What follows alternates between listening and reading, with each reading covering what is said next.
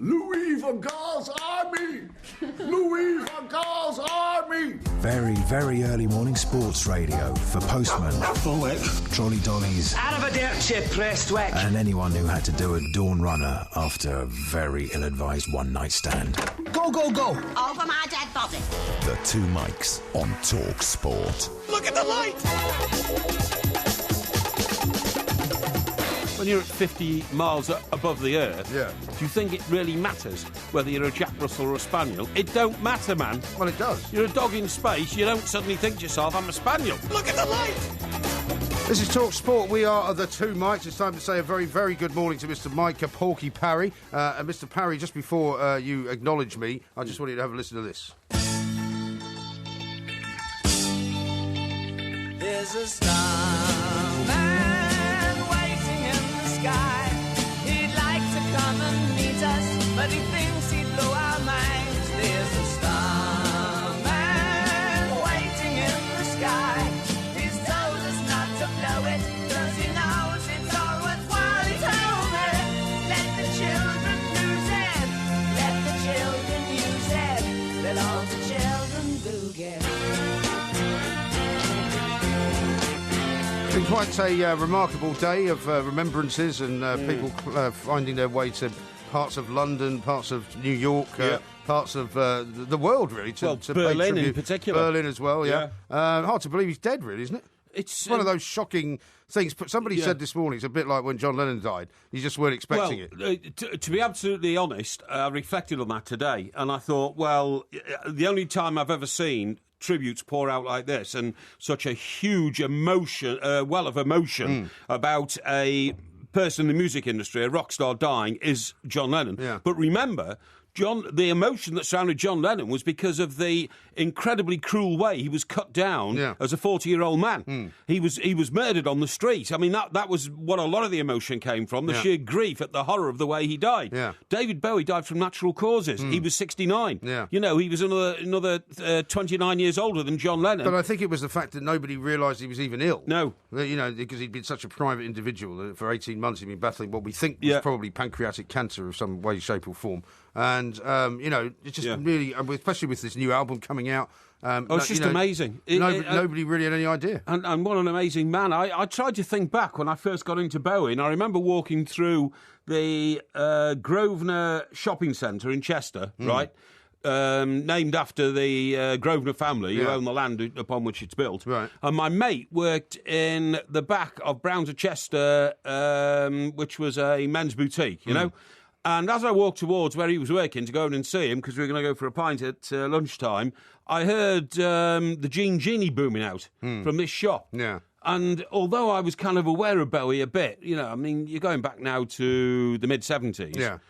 I just heard it like in such volume. Well, it was probably, about 73 around then? Something like that. So I heard it in such volume, and I thought, incredible. And from that moment on, I became, you know, a massive David Bowie fan, because for the rest of the 70s and the early 80s, he had a new single out every 6 months from one of his great LPs. And he had a great album out every year. Oh, he did, you know, but the singles themselves, Life on Mars, you know, Spaceman. Spaceman? What was it called? Space Oddity. Space Oddity, thank you, and all that kind of stuff. It was just mesmeric stuff. It was unlike any other music we were listening to at the time. Yeah. And another thing I've got to say is we've just got the first edition of tomorrow morning's papers in. Yeah. I can't remember the last time I saw the Times, for instance, give away the whole of the wraparound of its front and back pages to one man. No. A portrait of David Bowie on the front and a compilation of Bowie pictures through the ages on the back. Yeah. And The Guardian, which are at the opposite end of the political scale, really, have done exactly the same thing. Yeah. In fact, almost every newspaper's done it except the Daily Mail, who think that the Flood's chief quits in shame is a better story to read on their front. Which is a pretty amazing story. But even It's they've a very done amazing about story. half the page on They've David done Bowie. 2/3 of the story. Bowie Starman still dazzling the world in death. Yeah. But, you know, papers like The Star have done the whole page, and The Sun have done the whole page. You know, it's quite amazing, the response that the world has had to him. I totally agree. But he was, you didn't think about it until you saw all the tributes today. He reinvented himself about a dozen times during his life, didn't didn't he? He did. And there are some fantastic pictures. Yeah. I mean, I haven't actually seen the pictures, but I was listening to some people talking on the radio earlier on in the day about a set of pictures that Terry O'Neill was asked to take by Elizabeth Taylor because she loved David Bowie so much and she wanted to meet him. And this great series of pictures of her and him together, where she's wearing his kind of trilby hat, he's got a cigarette in his hand, she's smoking it. You know, I mean, he was this kind of icon for all sorts of different reasons and all sorts of different people and all sorts of different kind of parts of the world and culture. And then he did his acting in, The Man Who Fell to Earth, which was incredible. Yes. Merry Christmas, Mr. Lawrence. He was involved in a play over in New York, which is, I think, still going, Lazarus. Yeah, absolutely. And I must say, I find I can't really look at the, I don't know if you've seen the video of his latest... I have, lying on the bed, looking like the Invisible Man. I can't watch it. No, I can't either. I find it quite creepy and sort of disturbing. I do. And, in a funny way, I thought to myself, I wish that was an uplifting record rather than one that sounds like a mausoleum-type dirge, you know what I mean? But I'm not criticising the man, for goodness sake. No. He was dying, he knew he was dying for the last 18 months. He wanted to leave a legacy. Right. Of himself, and of course that's what it was. What is really difficult to comprehend is not only that he was a great artist, he reinvented himself 12 times, but his music was so brilliant. It was genius-style music. It was so innovative. The sounds he made alone in his first ever hit, Major Tom. Yeah. Those sounds had never been heard before. Nobody had tried to do all that sort of stuff on record before. Yeah. It was completely different at the time. I was going to say unique, but can it be unique? Yeah, I suppose it was. Unique music at the time. And he seems to have been very good friends with a lot of people. Very good friends with Mick Jagger. Very good friends with John Lennon and Yoko. Yes. Apparently, she sent out a tweet saying that they had very few friends. Yes. And they regarded as like a member of their family. And he was very, very closely sort of guarded as far as his publicity machine was concerned. He just didn't like talking to people. He didn't fly, of course, famously, did he? He used to travel everywhere, by boat because he was frightened of flying. Yeah. What, across the Atlantic? Yeah, he didn't like flying, so he would never fly across the Atlantic. He used to come on the QE2 or whatever it was. Yeah. And his health hadn't been great because I remember he was supposed to play Tea in the Park a few years back, and he had some kind of heart murmur, and so he wasn't able to do that. Right. And his last public performance was actually 2006. Where? So it's quite a long time ago. I believe it was Hammersmith Odeon, or Hammersmith Apollo. Okay. Where he did a thing with Alicia Keys, and that was his last kind of... I mean, the last time he was really seen in public was literally 10 years ago. Funny enough, I heard a report on the radio.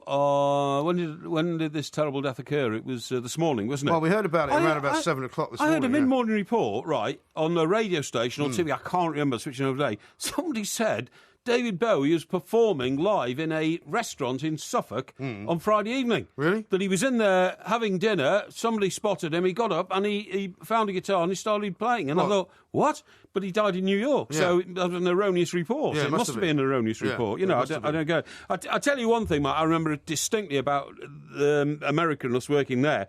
When I first got there, not the first time, but the first time I got there to work permanently for the Daily Express, MTV had arrived. We didn't have it in England. Right. So, of course, I was absolutely desperate and anxious to get the MTV installed to see what it was all about. Yeah. I didn't even know about its concept. Right. And the guy brought the telly around, fit it all in, and he switched it on and went straight to MTV. And I think the first video I saw was Michael Jackson and Paul McCartney, Say, Say, Say. Right. Say. Don't sing that. Yeah, no. But the second one that came on was David Bowie in a very unusual-looking white suit, walking to the front of the stage to sing Modern Love. Yeah. Modern Love, don't you believe Well, me, that was around the modern time love. that I saw him, because the only one and only time I saw David Bowie was on that Let's Dance tour, which, of course, I mean, again, he's been credited with kind of sort of gurgitating and reinvigorating the whole kind of guys from Chic, because he got Nile Rodgers to produce that album. Sure. And suddenly brought sort of disco back and all this kind of stuff. Yeah. And I got, for some I can't remember why I decided to buy tickets, but I just thought this might be my only chance to see him. Sure. Bought tickets at Madison Square Garden, and he wore that red suit that he wears in some of the videos. Yeah. It was amazing. Just an amazing concert. That Nile Rodgers was a brilliant guy. He revived the careers of Bowie, revived it was the the careers other way round. of the Bee Gees. No, it was the other way Well, round. I think they went to each other to learn about disco music. And again, he tweeted saying that he learned so much from David Bowie's life, and he said your changes of your life changed my life. Sure. I mean, people have been very sort of very warm about everything that he's ever done for them. Absolutely. And Mott the Hoople, for example, he gave them that song, All the Young Dudes, Did he? which was basically his song. Did he? It sounds like his song when you think about it. Because he wanted to help them out. Yeah, that's fantastic. Tremendous. Yeah. We're going to be playing an awful lot of David Bowie music tonight, and we make no apology for it. Exactly. We'll be telling a few stories as well. If you want to tweet in your remembrances of him, we can read those out as well. We've got lots going on. Gordon Hill's coming on the show to talk about Louis van Gaal, who's now admitted that even he's bored watching Manchester United. They're playing tonight against Newcastle, of course, and we'll be bringing you previews of that. We'll be doing a predictor. We'll be doing winners and losers. An awful lot happening. This is TalkSport. Sunday afternoon from 1:30. Exclusive national radio commentary of Liverpool versus Manchester United. Barclays Premier League live on Talk. The Two Mics, there will be a podcast coming out a little bit later on, of course. And one of the things I love about listening to his music is that you can talk an awful lot about people like David Bowie, but once you actually hear the music, it becomes a different sort of feeling, doesn't it? I mean, I was getting to this point at some points during the course of the day. I was thinking, you know, some of the things that people were saying and some of the stuff that organisations did. I mean, Channel 4, for example, kicked off their news with this very weird sort of start where they played a little bit of the Space Oddity kind of video. Yes. But then suddenly moved to Jon Snow, who came out with, this is the start to Channel 4 News. This is what he said. He said, calling Major David, if you're out there listening to us, there must definitely be life on Mars. And then they started the theme music, and I just thought, that's just mad. What on earth does that mean? That's just very odd. That is really pathetic in the sense of... And there's a lot of people as well who... trying to be, you know, so David Bowie-ish. Yeah. And I'm not saying you can't like David Bowie if you're younger than, say, 50. Of course you can. But I mean, I just had a tweet from my sister who said, you know, it's so sad. I remember dancing, my first school dance, dancing a Gene Genie. I mean, that was because that was the kind of the age that everybody was at. Absolutely. Who's now sort of 50-something, you know? No, that's absolutely right. You know, I wish that mankind could do a deal with God, so that people like David Bowie could live until they're 250, because he would write great music every couple of years. Yeah. John Lennon would have done the same. And that the rest of us... not everything Bowie did was brilliant, though, I have to say. Well, I'm not saying he was, but he wrote so much that who cares about the stuff that wasn't brilliant? There's so much of the stuff that was brilliant, it doesn't matter. Right. But then the rest of us, we'll do a deal with God. We'll agree to go at 50, and then the years that are stacked up of our lives should go to people like David Bowie and John Lennon and Paul McCartney and great people, you know, who do great things in the world that make everybody else's lives better. Because there's no doubt about it, David Bowie is so much the focal point of everybody's lives today because listening to David Bowie records made everybody feel better. Yeah. And that is a fantastic gift to give to mankind, isn't it? You know, when I sit down for a couple of hours on a piano or with a guitar in my hands and I produce something which I then put on to a tape, which then goes onto a disc, which is then available for the whole world to hear, how many people on earth can do that? Yeah. Hardly anybody. Well, I'll tell you what I saw as well for the first time, which I had no idea was even in existence. Did you see that clip on the news from when he was a 15 or a 16-year-old kid? Yes, I did, with his long hair. With his long hair, saying he just formed the Society for the Protection of Young Men with Long Hair. That's right, because never seen that. Somebody called him Love. Yeah. He said something about, you're right, Love, you know, which these days would just go uncommented about, but I suppose no. Now, I've got an amazing angle on David Bowie here. You know, he was also a very clever businessman because unlike the Stones and all that, he was determined not to lose all his money in the early parts of his career and all that. So what he did was, he, in 1997, invented a financial situation called securitisation. Was this where he sold stock in himself, basically? He sold the next 10 years of his back catalogue. He sold the royalties for the next 10 years of his back catalogue. Yeah. Now, so you could actually buy shares in David Bowie. I mean, that was how it worked, wasn't it? You actually bought shares in the royalties that David Bowie's going to accrue over the next 10 years. Right. So the gamble was, how popular would he be? It was the first kind of form of what now is called crowdfunding, right? Well, just get this. This is the amazing thing. Now, a chap called Evan Davis, who has been in the news over the last 12 months or so because he's taken a senior position, hasn't he, at the BBC? Yeah, that's right. Well, he was on the Today programme, but he now does Newsnight. He now does Newsnight, absolutely right. Newsnight presenter Evan Davis once suggested that David Bowie might have been responsible for the economic crash. Right. Back in 2009, Davis wrote a column in the Daily Mirror bowing to the superiority of Bowie's music, but also noted that the crisis, the collapse of which was triggered by dodgy mortgages and unintelligible financial instruments, had been inspired by Bowie's own business decision to securitise his royalties. Right. So what Evan Davis was saying was, when the banks saw this deal that David Bowie had done, they thought it was very clever to start selling futures in something that hadn't yet happened. Right. And that's when world banks went around buying up dodgy mortgages because they hoped that they were buying mortgages which I think that might be slightly fanciful on Evan Davis's behalf. I mean, they've been selling futures for decades. Well, I mean... orange juice and all that kind of stuff. I'm not saying it. What Evan Davis wrote was, he said, I have a lot of money coming in. Oh, sorry, he said, David Bowie said, I have a lot of money coming in over the next 10 years from my back catalogue, but I'd rather have the cash now, not have to wait. He produced some bits of paper, Bowie bonds, and said, whoever buys these gets my royalties, as you quite rightly just said. Right. His investors were guaranteed a good income. It was a good deal all round.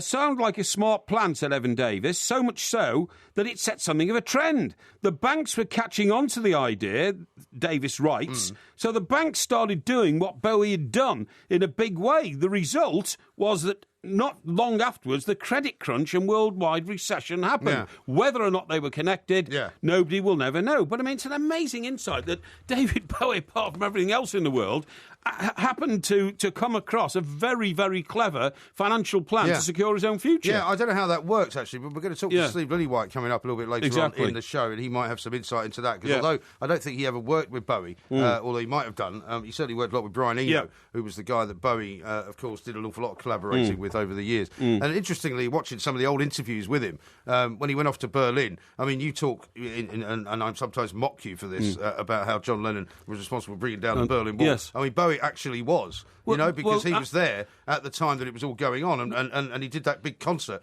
where half the crowd were on the other side of the Berlin Wall, who hadn't bought a ticket but were just listening from the east. Exactly, but when I say John Lennon brought down the Berlin Wall, I mean exactly the same thing, because Russian kids wanted to hear the music of David Bowie and John Lennon. That in itself brought down the Berlin Wall. Right. You're absolutely right. Directly, David Bowie had more effect on the process because he was closer than John Lennon was. John Lennon never left New York after 1972, did he? No, I don't think he went there and never came back because he was frightened of not being let back in because of Richard Nixon's campaign against him.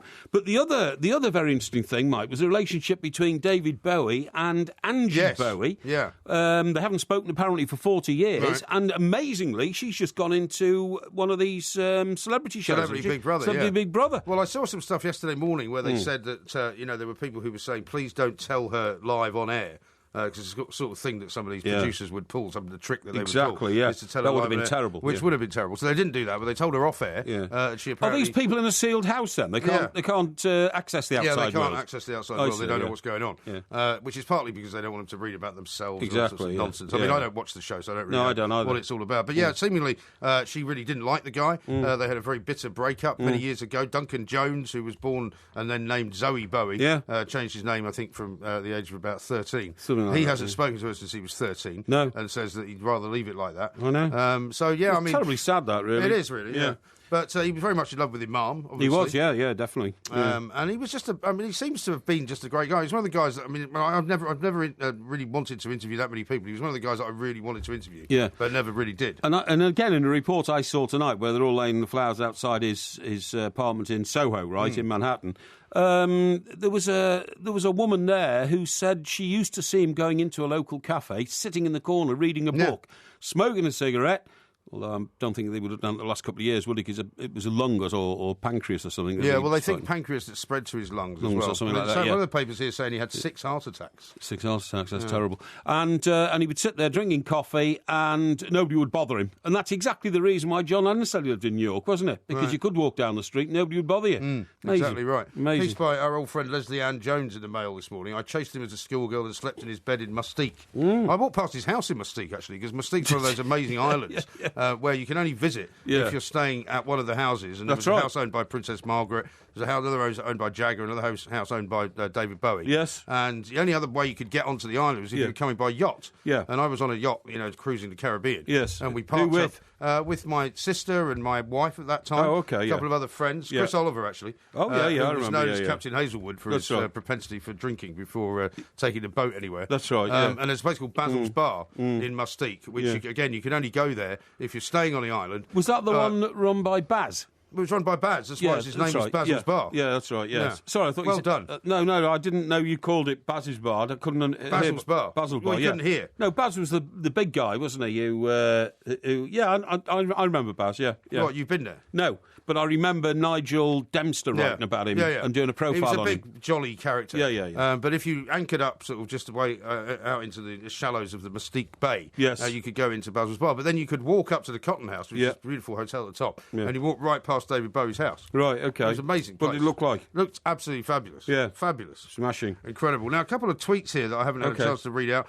Martin says this, Bowie also turned down a CB in a knighthood. Yeah, he That's did, the kind of bloke he was. Yeah, he did, apparently. And he used to travel by tube whenever he came here. It was just an incredibly ordinary kind of fellow, really. Remarkable, considering what he'd achieved. 140 million record sales.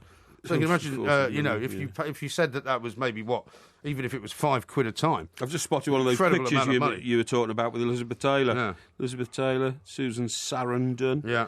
Yeah, amazing life. And a picture of him with he was that in The Hunger with her, I think, wasn't he? He was in what? The Hunger. Was that a film? Vampire. Film, okay, yeah. And that's, you've not seen any of those films? No, I haven't actually, no. I think... Well, you should go and search them out. Well, when rock stars take part in films, it's always a huge disappointment to me. Not in his case. Have you never seen The Man Who Fell to Earth? No. You should see that. And I've never seen a Mick Jagger film when Mick Jagger was in... What was he in? He was in Performance. He was in Performance, but he was also in that one about Ned Kelly in Australia. That's right, yeah. Well, he wore a bucket on his head for most of that. Yeah, he did. So you didn't actually notice him very much. No, you're absolutely funnily right. enough, one of the things that Bowie said was one of his more embarrassing moments was that Dancing in the Streets video he did with Mick Jagger. Yes. Which they did for Live Aid, which he said was probably best forgotten. Why? Well, I thought that was pretty good. Well, I think he thought it was all a bit embarrassing, really. Well, didn't you think it was... I mean, think of the moment and the mood in the mid-'80s. Yeah. Everybody had to help the world and all that. Yeah, at the time it was fine. And I thought it was so refreshing to get two of the biggest stars in the world singing somebody else's song and dancing around in he had a long, raincoat on, didn't he? Yeah, something like that. Yeah, interesting stuff. Now, coming up a little bit later on, we're going to talk to Gordon Hill about his views on Louis van Gaal. They haven't changed very much, I don't think, since Louis van Gaal took over Manchester United. But we'll be finding out from him what he's expecting from the Man United-Newcastle game. We'll talk a bit about the FA Cup weekend as well. Indeed. Coming up next on TalkSport. Roll up, ladies and gentlemen, and prepare to be amazed and astounded by Colin Murray's Carnival of Curiosities, featuring a feast of fascinating facts and a farrago of fiendish falsehoods to untangle from the tantalising truths, as Mr. Murray delights and astonishes you with his assortment of amicable acquaintances. Don't miss Fact or Fiction every Thursday morning from 10 on TalkSport with Regain for Men Extra Strength Scalp Foam, scientifically proven to help stop and even reverse hereditary hair loss. Contains minoxidil. Always read the label. Yes, I can absolutely confirm. You do have a win on here for 6 zeros after the number 1, which tells me it's for £1 million.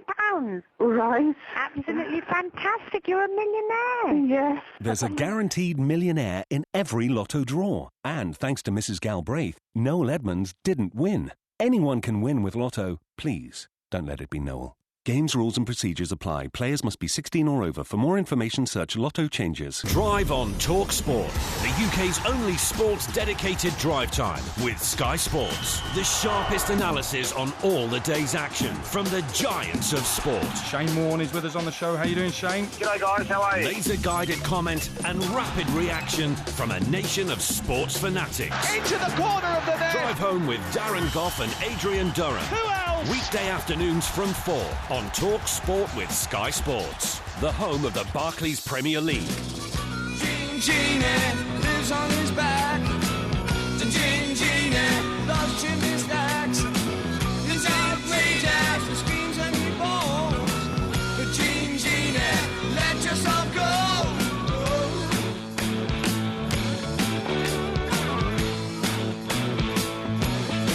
Talk Sport, we are the two mics, and of course winners and losers coming up a little bit later on, and lots more between now and then. Steve Lillywhite coming on the show as well with his remembrances. Let's talk about Louis van Gaal for a moment. Indeed. Because he responded to some more criticism from Paul Scholes over the weekend Yeah. by saying this: "I'm not Sir Alex, as you know." He goes, "Everybody's different. I don't believe in yelling from the sidelines. I believe in communication during the week, during the preparation, and I believe in my players who have to perform. A lot of managers are yelling from the sidelines, but I doubt if they have any real influence." Now, you've always said that you prefer managers who get excitable on the sidelines. Well, I don't you? do. I think a Jose Mourinho type figure is much more preferable to. To a guy with what looks like a notebook. Well, I mean, just writing things down. The guy who used to drive me mad was Andre Villa-Boas, who used to walk around with Boas, yeah, with like an iPad really or something. But then he was on his it. haunches all the time. On his haunches, kneeling down, didn't like that because that means that he was trying to make himself small and devoid of criticism. But on the Louis Louis van Gaal United thing, right? Yeah. Now, bearing in mind, it was the third round of the FA Cup. Yeah. United scraped through with a penalty, which was foolishly... In injury time, right? Yeah, in injury time. Well, added on time, actually. Yeah, injury time, you're right. That's what we call it. Yeah, exactly. Which was foolishly given away by the... who were they playing again, United? Who were they playing? Sheffield United. Sheffield United. Yeah. By the Sheffield United Blades. defender, the Blades, yeah. And foolishly given away, really. And the boy put his head in his hand. He knew what he'd done. Yeah. Needlessly. And Rooney, I thought, cool as a cucumber. Imagine the pressure there. You know, all the criticisms coming this season, and were they going to fluff it in the 94th minute by Rooney missing a penalty? He didn't. He scored it. It was a real captain's innings, so to speak, in terms of what he did. And then the criticism started in a massive way. Now, I felt a bit sorry for United. I know they don't need people like me to feel sorry for them, but I do, see that sort of hangdog look on Louis van Gaal's face, like there's no tomorrow and all that kind of stuff. And I think that, yes, OK, they're bound to come in for criticism because they're not doing as well as they did 3 years ago.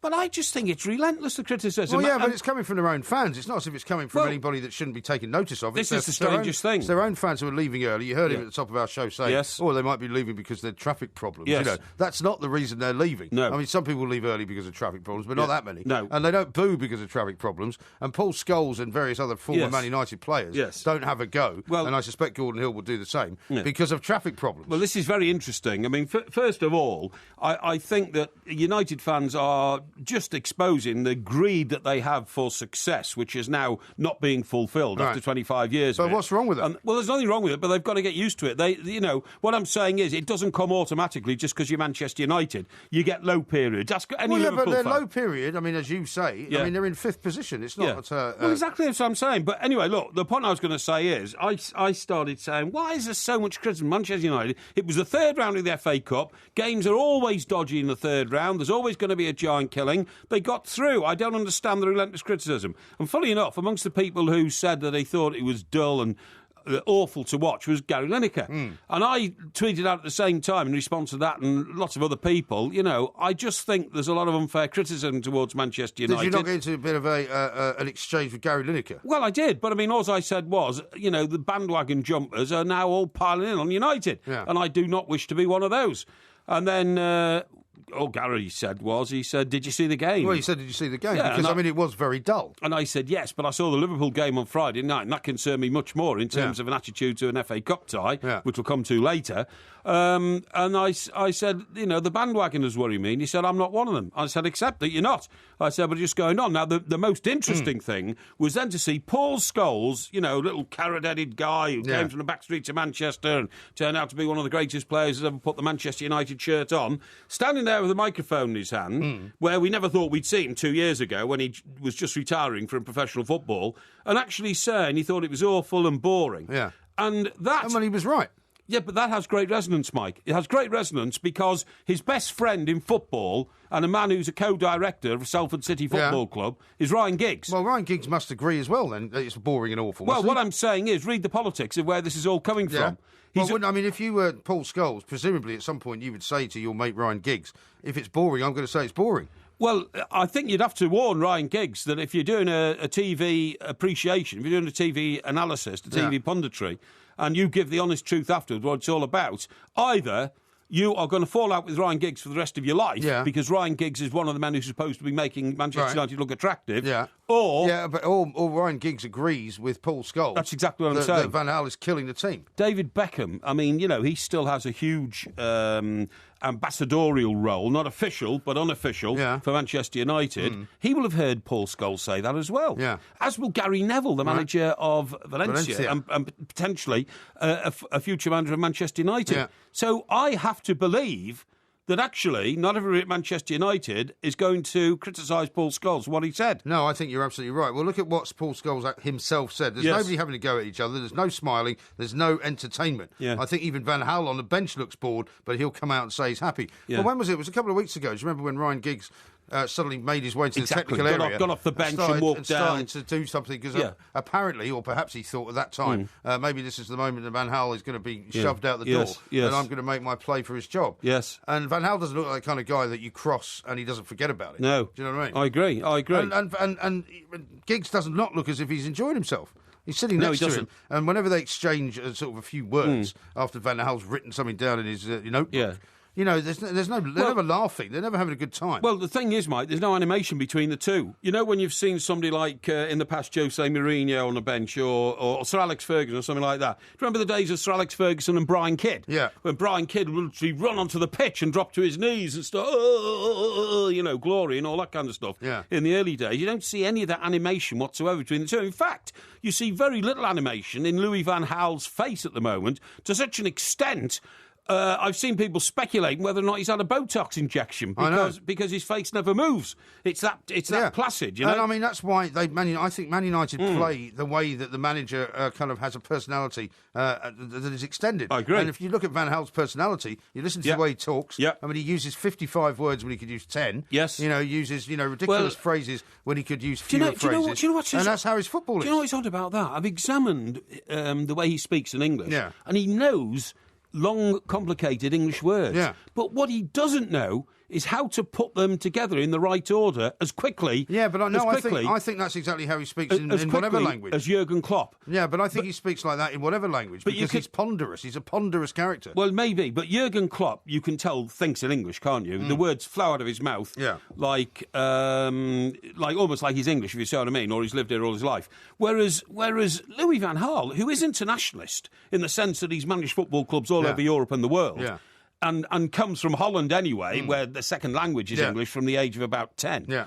He knows decent English words and he knows how to express himself, but he is in such an obtuse manner. Yeah. He still says, you know, things like, we show the audience that, we have the heart. And to win the game. Yeah. It's all very it's like him saying stunted. there could be lots of other reasons why they are leaving the stadium. Yes. It's not because of the no goals or because of the traffic. Even I go to my car early when I'm watching games. It'd be great if he left the stadium early, wouldn't it? Yeah, it would. He actually got up and walked out at some point. Now, the thing about Manchester United fans, though, is they get very protective. Many of them are already moaning about the fact that Gordon Hill's coming on, because Gordon Hill has generally been very negative about Van Gaal in his previous appearances, right? Well, that pleases a lot of Manchester United fans, actually. But how about this from a guy down in Australia, VHP he's known as. He says, well done, Mike Parry, for sticking up for Manchester United rather than the idiot Paul Scholes who's slagging off United for money. Yeah, but you see, how can't... can you call a legend of the club an idiot and side with you and say you've done a great thing? You can't. That's mad, isn't it? I will now hold my hands up and say, please reverse that. Compared to Paul Scholes, I'm the idiot. I don't know anything about football. I didn't want to say that. No, well, I'm very happy that you have. I'm happy. Have you had some kind of road to Damascus conversion over the weekend? No. You haven't slagged me off once. Yeah. You've been polite. Yeah. You've admitted you're an idiot. Well, no. What's going on? No, I'm not admitting I'm an idiot. You just did. And maybe I've been purified by the death of David Bowie, and I want to be, a good Christian or something like that tonight. I don't know. I'm not sure. Really? But no, I'm serious. I think actually you do become slightly more serious over death because it makes you think of your own death. It's not just that. Things like that. It is a terrible, terrible shame that David Bowie will no longer be on earth to give us his musical genius, and we'll keep saying that for the next 3 hours that we're working together. But no, about the Paul Scholes situation, you can't possibly disagree with what Paul Scholes has to say for two reasons. Firstly, you have to believe his heart is in Manchester United because, as many commentators, not just me, have pointed out, he never even had an agent because he never had intention of going anywhere except Manchester United. Right. That's how much he loves the club. And secondly, he was one of the greatest ever players that Manchester United had. I mean, he's one of the great players of the world. Yes, but I mean, within the Manchester United ranks, Best, Law, Charlton, David Beckham, Cantona, Paul Scholes, Ronaldo, Roy Keane. He rates in that highly. No, for sure. And if he's saying it, then you have to, you just have to concede that there must be something in it. Well, there is something in it. There's no question about that. And if you're that blinkered that you think you're going to call Paul Scholes an idiot for being critical of a team who are playing badly and in a very boring way, then I think you have finally lost the plot. Stephen says this: I still haven't seen a home goal at my end since the 26th of September, 44 minutes from Memphis. Which end? And it was dull. A home goal at my end, whichever end he's at Old Trafford. Well, the Stretford end is the traditional end, isn't it? Well, he doesn't say what end he's at. What difference does it make? Well, it makes a huge difference because it's like saying I haven't seen a goal at the Kop end if you're a Liverpool fan. Well, maybe, but it's very traditional. He didn't say the Stretford end. He said at his end. Yes, okay. So, I mean, I'm sorry. That's probably not the Stretford end then. Well, it might be. I don't know. We'll find out. Stephen, if you can be bothered to send us another tweet, please do. Thank you. At the two mics. We've got Gordon Hill coming up next. We'll find out what he makes. On DAB Digital Radio and 1089 and 1053 AM. The pressure's on now. Relieve the itch. Talk Sport.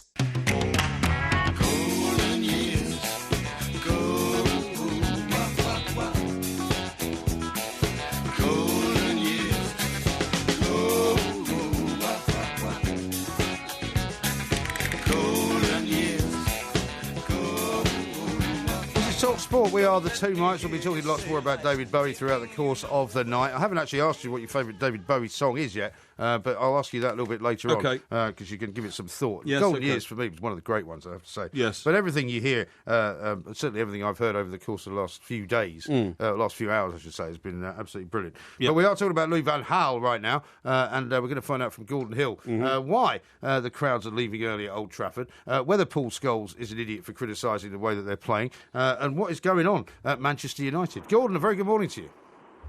Good morning, guys. How's everybody over there? Yeah, well, I mean, you know, if you're a Man United fan, according to Mike Parry, you should be happy. They're in 5th position. They're into the 4th round of the FA Cup. What are you all moaning about? Yeah, just, I love the quote that came out, I think it was today or yesterday, about they left early because of the traffic. Yeah. And there must have been some traffic. But my excuse for that is that they left because there was no game being played. Do you know what, Gordon? There is room for criticism, obviously, at Manchester United, but I think it's become a bit of a bandwagon issue now. I think everybody's decided, you know, LVG's on the floor, Manchester United are struggling, they've been the giants for the last 25 years, let's jump in on them. I mean, the point is, you'll have played in third-round FA Cup matches against lower league opposition, knowing that it's a real minefield to get through those, and it's a man trap, it's a pothole. They got through, it was a late penalty, dramatically scored by Wayne Rooney, so I think it was a penalty. It wasn't that dramatic. It was dramatic in the sense it was in the 94th minute, and Wayne Rooney, the captain, who recently got dropped from the team, stood up to take it, so he put his whole reputation on the line. And he scored, and as far as I was concerned, I'd have gone home happy then. Well, I think basically he said he wanted the result, and it's anything else. If you look at the FA Cup has been demeaned by a lot of things that to me, I watched the game, I watched Oxford play against Swansea, I saw so much fight, so much heart. That was the FA Cup that I love to see. That's the FA Cup I know. That's the FA Cup I went and I won, and I tried my hardest to win it again and again and again. I don't see this passion coming out of him, and I agree with Paul Scholes. I think that the football that's being played at Old Trafford is awful. I think that we're looking at something that is very foreign to us. We're looking to a system there where we've got a very stubborn coach that won't change his way, and he's going to be going through it. He's been given a lot of money, guys, a lot of money to create a side, and we're looking at the side, and there are other teams with players that don't cost as much still doing a lot of damage against us. So, for me, I look at it and go, I agree with you, Scholesy. I really do. But the problem being is that it ain't going to get us out of this mire. We're 5th, 6th in the league. We look as though if we get a Premiership team in the next round of the FA Cup, I think we'll have a problem. You've got Derby, actually. Oh, that'd be great. That'd be nice for me. Yeah, that'd be great. But it's a way. Mike, let's be honest. Yeah. I mean, Derby won't be a pushover. No. Because it's going to be like Manchester United playing anybody. Everybody now gets up for it's going to be Derby's cup final. Yeah. And Derby's going to say, listen, not playing well. Is it at home or away? Yeah. It's away at Derby. So if it's at the new stadium, I mean, United now have got to go and they've got to start putting some faith back into the supporters, because I have never, in all my time, seen empty seats at Old Trafford. No. And it's not, and I'm not going to jump on the bandwagon and say, get rid of him. Yeah.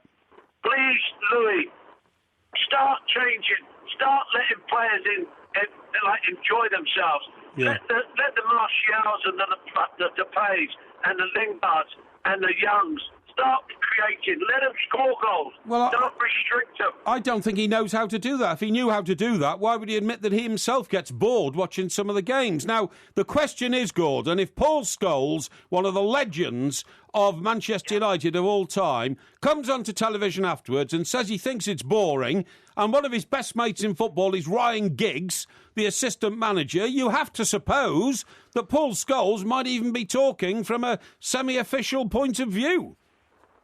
Absolutely. I'm sure that they get together, they have a little, a pint, sit there and go over it. I don't think, if you could be a fly on the wall, you'd be worth $1 million. But if you're looking at the way that they're playing, Giggsy gets up in one game and rants and raves, and I don't see it anymore. I see him sitting there. I see him looking at the same notepad as Louis van Gaal and his assistant. They're sitting there. When something happens, they look up into the sky. It's like, somebody please help me. Problem being is, Louis, you've got yourself in this situation, and managers, it's a merciless job. You have no mercy. I have no mercy with managers because you get pretty good money to do something, and you're being given pretty good money to buy the top quality. And Man United expect the top quality. They don't expect some of the mediocre players that we've got playing out there. But that is part of the problem, isn't it? Some of the names that the Man United have brought in are not perhaps as star-studded as they ought to be. But would it be better, though, Gordon, if Manchester United were not winning as many games or getting as many results and were not fifth in the table and had gone out of the FA Cup, if they were actually playing somehow more entertainingly? I think if you was to mention this to any United supporter, and if you said to them, listen, we're going to lose 3-2 at the weekend, but we're going to really give everything we've got, I think you'd get the people say, we don't mind as long as we look and see that we're trying to play entertaining football. You can't change a club like Manchester United overnight to play dull football. Well, he's managed that, though, hasn't he? He's managed it. Oh, he's managing that. And the problem being is, and I had a chat today with somebody on a podcast. The players don't understand the importance of being a Man United player and being a player in the FA Cup. The FA Cup. You talk to any Englishman, Irishman, Scotsman, or Welshman, the FA Cup is their number one. You talk to a foreign player, it's just another cup, and they don't realise that. And until they start getting that passion, you're not going to get much of a result because you're asking these players to play a football that I don't even recognise. Yeah, well, that seems to be the problem. Listen, Gordon, we're out of time. Thanks very much indeed for letting us know. Let's ask a fan, Mike, as to whether they would prefer Manchester United to be losing more games but playing in a more entertaining way. Kizza's in Bolton. Hello, Kizza. Hello. Yeah, hi. Would you rather United were playing more entertaining football and not winning as many games? I think it's a difficult one, that. Obviously you want to win, but when you come into United, the philosophy, ethos of the club is to play attractive football. Yes, we would like to win. My main point, I don't want to jump on the bandwagon, but unfortunately, I'm sorry, guys, but I have to say that I'm a bit really disappointed how a coach of Louis van Gaal's, class cannot adapt his philosophy and he's stuck in his ways. And the fans... Myself, I've got a season ticket. My brother took me as a little kid, watching United, the greats, all the way from Mark Hughes, Brian Robson, Kentelskis. Yeah, but you have no right, you see, to believe that level of success you've enjoyed in the last 2 decades, Kizza, should be yours by right. And this is what I find the Manchester United fans are guilty of, assuming they have the right to be the top club. You don't. Okay. You know what? That is a very good point that you just said. But my only problem is that when the amount, like the previous caller said, the amount of money this guy spent, and let's be honest, the league is an open league. And, this is where Chelsea are not the best, Man City are not the best, and yet he's still happy to say he thinks he's won a prize at coming fifth. Now, I understand, look, Alex Ferguson, did some great work, and he went through some hard times. But Louis van Gaal has spent lots of money, and the players he spent it on are not shining. Even when I first saw Martial play... But I don't think it's because they don't seem to know what they're meant to do, though. Yeah, so I've done a degree in coaching, I've done a master in coaching, I've done coaching at different levels, and it hurts me to see that Louis van Gaal, he's great at, presentations and, interviews and everything, but it's evident to see he's making a good player worse. I mean, these are good players he's got. He seems to be dulling it all down. I have to say, Kizza, listen, we haven't got a lot of time. Thanks very much indeed for making the call. It may well be true. I mean, I was just reading an interesting piece about how 20 years ago, Manchester United and Newcastle United, who were playing tonight in the Premier League, were two of the most entertaining teams in the world. Yes. Right? And their fans were sort of, excitable about the fact that whenever they saw a Man United Newcastle game, there was always a bit of fire. Blimey, I mean, the old Kevin Keegan, Sir Alex Ferguson absolutely thing. Whereas now, I mean, even Newcastle are in the same boat. They haven't scored, I think, in the last 7 hours. Something like that, yeah. But this is now looking like one of the most boring fixtures of all time. I mean, you just could not describe Newcastle United as an entertaining team at the moment, could you? You really couldn't. And the Manchester United thing, you see, maybe I'm more tolerant than most. I'm certainly more tolerant than... You've never been known for being tolerant. Well, hang on, I'm more tolerant than a certain section of United fans. I think their blip is temporary.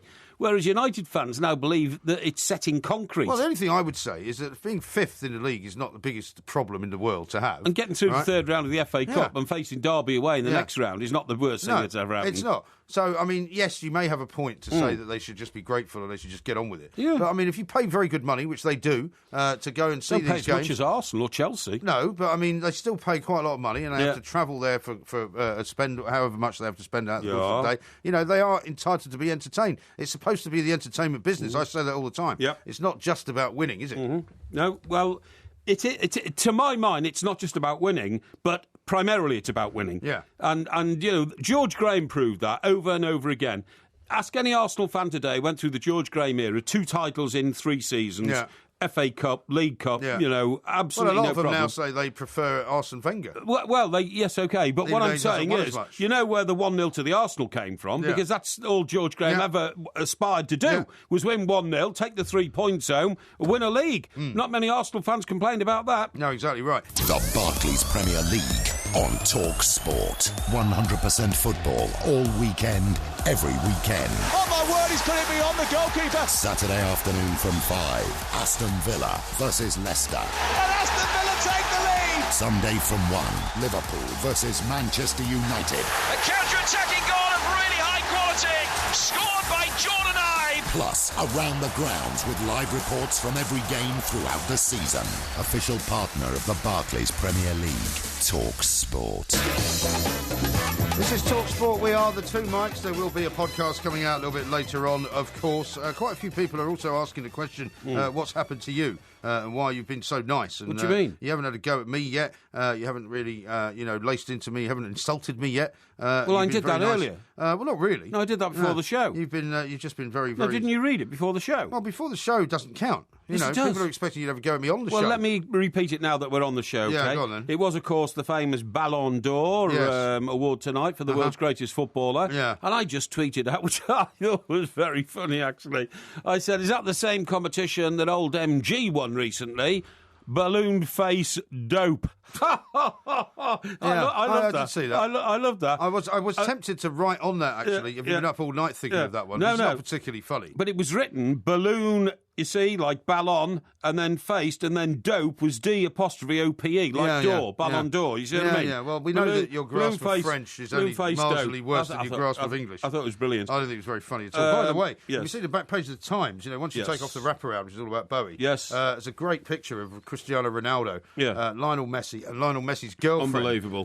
Where Messi's like sitting in the middle. Yes. Her name is Antonella Rocuzzo. Yes. And she's a very fine-looking woman, wearing what looks like a denim dress or something. Yeah. Anyway, she's like shaking hands with Ronaldo, and their eyes are meeting. Yes. And Messi's kind of playing with his ear and looking slightly mischievous. It's a great picture, though. No, he's not. Messi's playing with his ear and looking slightly worried, in my view. You think? Yes, What, I do do. you think he's worried that Ronaldo's going to pinch her? Well, I mean, funny enough about the David Bowie thing. I mean, David Bowie was brought up in the era of Mick Jagger and Eric Clapton and all that kind of stuff. Right. And Mick Jagger had a regular reputation. I don't think it ever happened in relation to David Bowie, but it certainly happened in relation to Eric Clapton, of going round and nicking other pop stars' girlfriends. Yeah, I think he did it as a kind of ego trip, didn't he? I think he did as an ego trip. And well, he said he did it at Brian Ferry. Brian Ferry, we know of. But also Eric Clapton was going out with the lady who is now the wife of the French former president, Nicolas Sarkozy, Carla Bruni. Carla Bruni, yeah. Eric Clapton I once doorstepped her in New York, Did you? When she was going over Jagger. Oh, really? Yeah. She lived down in Tribeca somewhere. That's right, yeah. No, but What do you mean that's right, yeah? Yes, that's right. You didn't know she lived in Tribeca. Well, you just told me, so I accept but when what you say said. that's right, yeah. What do you want me to say then? I don't think she was Tribeca, eh? Well, I don't know. I'd like to say something other than just a straight bat, oh, that's right, yeah. I'll just carry on talking. Exactly. I don't want to delay the information I want to give to the audience in case they lose interest. Your ramblings. So what I was going to say was Eric Clapton actually wrote in his book that he was going out with Carla Bruni and he loved her and felt very, very passionately towards her and actually asked Mick Jagger, please don't move in on Carla Bruni. Did he? And Mick Jagger said, OK, I won't. But he did. But he did anyway. Yeah, exactly. Right. And that was the sort of age that these rock stars lived in, wasn't it, Mind you, Eric Clapton nicked George Harrison's girlfriend, didn't he? Well, that was an amazing one, because that was Pattie Boyd, and she married George Harrison after they met on the train that was featured in A Hard Day's Night, right, in the goods compartment. Yeah. And they got married, and then, bizarrely, for some unknown reason, Clapton and Harrison, who were great friends and great musicians, great guitarists, she left him and went and shacked up with Eric Clapton and then divorced him, didn't she, about 8 years later? Yeah, but she then appeared on all sorts of TV interview shows where a lot of these women do, claiming to be the inspiration for all kinds of songs written by either George Harrison or Eric Clapton. Yes, that's right. Wonderful Tonight, I think she claims, is all about her. Well, I think Eric Clapton said it was, didn't he? Maybe it was, Darling, you look wonderful tonight. Yeah. And which one was... and George Harrison wrote something about her, yeah? Something in the way she moved. So she says. Which Frank Sinatra said was the greatest love song ever. Yeah. Listen, just getting back to Bowie for a minute. Go on then. Just quickly, he had 5 #1 singles. Yeah. And only one of them, to me, was actually one of his great ones, and that was the first one, Space Oddity. Yeah. The other 4 #1 singles, Ashes to Ashes, great record, no problem with that. Under Pressure, which I thought was... With Queen. Yeah, I thought it was okay. Yeah. Let's Dance, which was a different one altogether. Right. And Dancing in the Street with Mick Jagger. Yeah. Isn't that funny? So it just shows you sometimes a collaboration will get you to #1 perhaps before anything else. But, for me, the Gene Genie, Rebel Rebel, Life on Mars, these are all brilliant singles. Driving Saturday I used to love as well. Oh, yeah, that's right, yeah. Sean says, why isn't Klopp being blasted like LVG? Because the hacks think he's funny. That's all, nothing to do with football results. Yeah. I'm not sure if that's true. Yeah. I think the fact is that Liverpool fans are not being as critical of Jurgen Klopp as the Man United fans are being of Louis van Gaal. Yeah. And here's one from Ronak, who I think is an Arsenal fan. Arsenal were never as boring as this team under Graham, and we won stuff. This team isn't close to it. Yeah, well, that is absolutely true. And I made that point. I said the Arsenal fans weren't moaning because 1-0 was good enough, 3 points, top of the league, win titles, no problem at all. If United were winning 1-0 and following the same pattern of, compounded success as Arsenal did in those days, nobody would be moaning, would they? No, that's true. Yeah. Moston Red Devil says, United fans just want to be entertained. It really is that simple. Wouldn't want to win trophies playing like this. Yeah, well, there you go. I'm surprised that people would say that. Yeah, well, that's true. Liverpool, let me get to Liverpool for a minute, right? Friday night against Exeter. And if you saw their team, right, and this is why you were getting lots of abuse over the weekend. I was getting terrible abuse and terrible stick, which I thought was grossly unfair, actually. Yeah.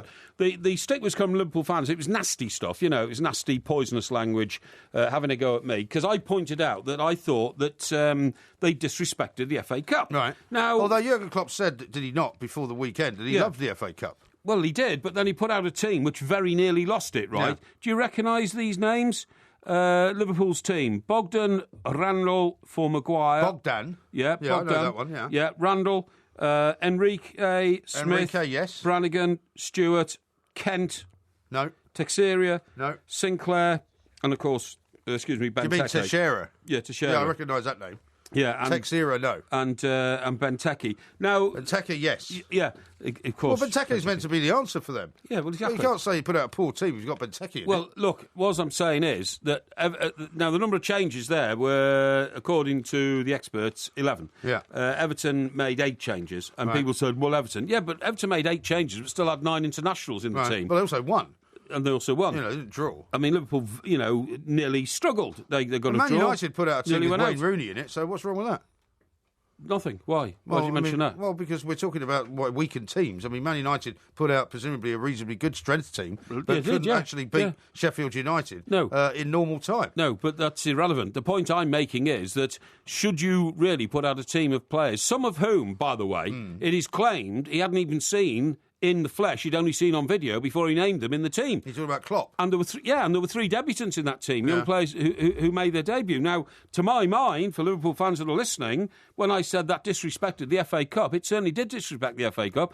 And if you read all the reports in Saturday morning's papers, some of the journalists who went to that game and reported on it said it was a disgrace. And that was their valid judged opinion after covering hundreds, if not thousands of games. All right. Yeah. But you do like being critical of Liverpool, don't you? No, I don't. There's no I argument don't. about that. I prefer not to be critical of Liverpool if possible. All right. Well, let's talk to Lena, who's a Surrey Manchester United fan. Lena, what would you like to say? Hey. Hi. Hello. Hello, Lena. What are you laughing at? There's nothing much to laugh about at the moment, is there? Sorry, I was just laughing because I was listening to your on the other headset. Yes. About Liverpool. Well, it is something to laugh about. I mean, well, but you're a Man United fan. There's nothing much to laugh about there, is there? No, it really isn't. I mean, I generally think that if we lose or draw with Liverpool, Louis van Gaal's going to go. Well, you think they're going to fire him? I don't think they are. I think they will, yeah. Really? Well, the word behind the scenes is that they've actually given him a vote of confidence for the rest of the season. Yeah. And then they sort it out at the end of the season. But who knows? Who knows? Well, we'll see. Lena thinks that certainly, thanks for the call, Lena, she certainly thinks that he should be fired. Yeah, well, the damage to but the I don't pride. think, as I said to Jason and Andy earlier, I don't think the Man United's board have a clue about what they're doing. No. I don't think they've got a plan as to bring in a new manager. I don't think they're hoping they might see, get I don't Pep think their Guardiola. board actually exists in physical presence in this country. You see what I mean? No, well, it's the equaliser, right? Three members of the board are in America, aren't they? What, the you mean Glazer family. The Glazer family, yeah. Well, we shall see. Yeah. VHP is still on your side. He says, what's happened to Mike Parry? He's winning me over to the dark side. Really? And he says, come on, Mike Graham, get your act together. Ooh. Hashtag Team Porky. Yeah, well, there People you are go. thinking that you've been somehow replaced by some kind of drone. No, not at all. I think that's true. Not at all. This is Talk Sport. The seeker of truth and justice. Well, the voice we'll be of reason. seeking the truth and the justice of that video that came out over the weekend as well, coming up shortly. Oh, yeah, by the way, he was responsible for that. We'll talk about that. Hey, I want to know about that. Well, we haven't got time now. Look at the clock. This is Talk Sport. As every sports person knows, timing is everything. It can be the difference between standing on the podium and going home empty-handed. It can be the difference between a sweet first touch that finds the corner of the net and the missed kick that ends up in row Z. And when it comes to hereditary hair loss, timing is vital as well. Because the earlier you start using Regain for Men Extra Strength Scalp Foam, the higher your chances of success. An estimated 7.5 million men in the UK experience hereditary hair loss, many of them before they're 35. But fortunately, Regain is on hand with all the information and support you need to help you separate the facts from the fiction. If you've noticed you're starting to lose your hair, you need to understand exactly why it's happening and what you can do about it. And now Regain has an app that gives you support and advice to track your progress and maintain your twice-daily routine. Download the Regain for Men iPhone app from the App Store today and start separating the facts from the fiction at regain.co.uk. Regain contains minoxidil. Always read the label. If you fancy a flutter on the football, a gamble on the golf, a double on the darts, or a treble on the tennis, you're in luck. Get closer to the action every weekend with Betway's Man in the Know on the Weekend Sports Breakfast with Georgie Bingham and Mickey Quinn. Bringing you all the form on the football, the going at Goodwood, the tries at Twickenham and the overs at the Oval. Every Saturday and Sunday morning from 7 on Talk Sport. With Betway. For the latest offers, head to betway.com. Colin Murray. Did I do an Aussie Ardeles there? This morning from 10. And a guy kind of ran into the back of the bag and he stopped me and he goes, why did you do that? What are you talking about? Talk Sport.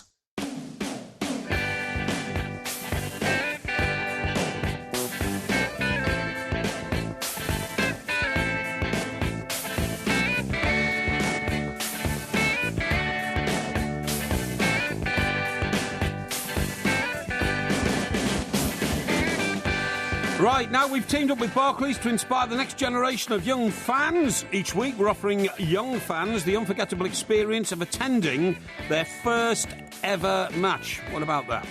Now this week we're giving away a pair of tickets to Stoke versus Arsenal at the Britannia Stadium on Sunday. So if you know a young Potters fan that you'd like to take along to their first game, then please answer this question. Which Stoke midfielder scored in 2 FA Cup youth finals for Arsenal but never made a first-team appearance for the Gunners? Is it A, Glenn Whelan, or B, Steve Sidwell? Text the word first followed by A for Glenn Whelan or B for Steve Sidwell to 81089. Tickets are in the home end and the competition closes at 5 p.m. on Wednesday. That's right. Now then, as with all TalkSport competitions, text costs 50 pence and standard network charges apply. Head to talksport.com for full terms and conditions. We also get you to air this Sunday to tell us all about your experience. Do you remember watching your first game? Now then, what about you, Mike? Do you remember your first game? I do, yeah. My dad took me to see Queen's Park. Hampden Park Stadium, which was their home stadium. Which used to hold like 120,000 people. And in those days, they still had everybody standing. So they never actually opened the terracing for standing. They only opened the seats. Yes. Going sort of, long ways against the... and there was only about 200 people there. Yeah, sure. And he convinced me that people used to clap with the backs of their hands. Yeah. Because they were so posh at Queen's Park. Oh, right, OK. And I believed it for about 20 years. I bet you did, that's right, until you were about 21. Well, I was older than 1 when I went, but anyway, that's another story. Of course, yeah. Well, the first game I ever went to was at Chester, right? And it was a ramshackle old ground. It's probably the worst ground in the whole of the Football League. My dad took me there and we sat there and the man in front used to smoke this pipe with this beautiful aromatic sort of tobacco, you know what I mean? That kind of stuff.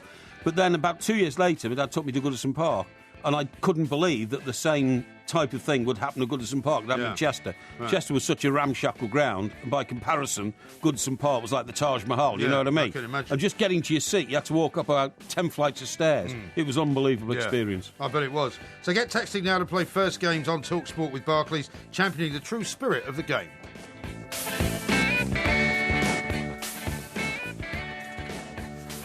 Talking of Goodison Park, by the way, John Hearn was just telling me on his way in that you saw the new Creed film over the weekend. Oh, yes, there's a lot of Goodison in that, isn't there? And it finishes apparently at Goodison. Yeah, that's right. the final scene. Yeah, I know, yeah. So you'll have to get down to the cinema and watch that. I will. I dare say he'll be giving us his verdict on it during this week. That's right. If it's this week, that's great, because, of course, Sylvester Stallone and Mr. Ken Wright, chairman of Everton, have a close relationship from the past. They do. Does he not also wear an Everton... Because I remember he appears at Everton...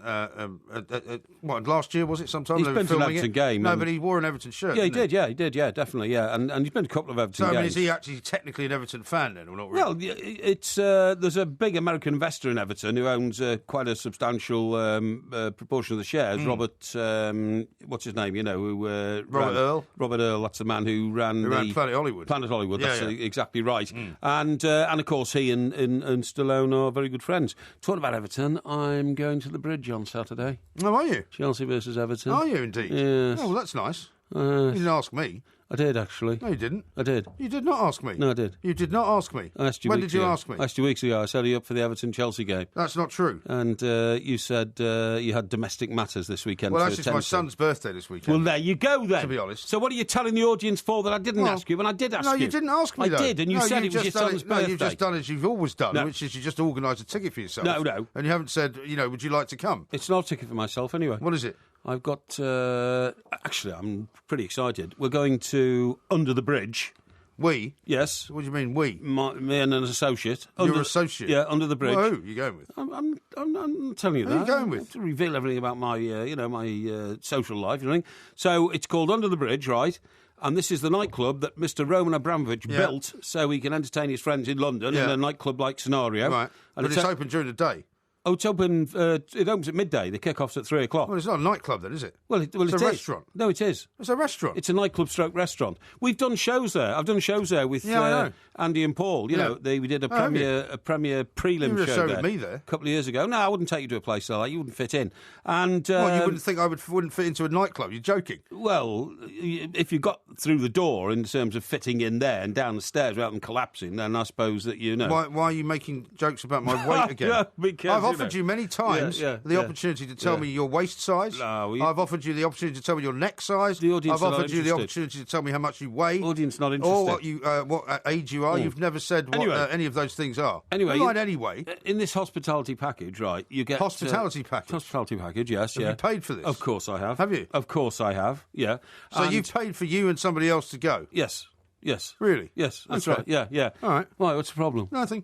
No. That's fine. It's your son's okay. birthday. Yeah. It's your son's birthday. Yeah, so I wouldn't be able to go anyway. No, exactly. But you did not say to me, I'm going and I'm going to buy this massive hospitality package. Are you sure you don't want to come? Oh, well, you rejected my the No, approach. I didn't. I made an inquiry. I just told you it was my son's birthday. Oh, yes, and I took it from that. I did not want to drag you away from the bliss of your domestic happiness this weekend, okay? Right. It would have been a temptation. I mean, look, what's on offer at Chelsea is absolutely free bladderation once you've paid for the hospitality package. Well, I hope you and all don't that end kind of up like stuff. you did the other night with that video that I acquired. Now, that was an absolute treacherous move. Well, utter treachery. I'm being a journalist here, right? If somebody provides me with some pictorial evidence of you being bladderated, what do you think's going to happen to it? I didn't know anything about that until it turned up in a load of tweets. Well, I'm not surprised you didn't know anything about either A, thought I was utterly bladderated, or B, said, why did you stage a wobbly leg demonstration crossing the road? Yeah, well, I didn't know what they were talking about. You nearly got run over by a cyclist, which would have been a fitting end for you, really, considering all the ranting you've done about it.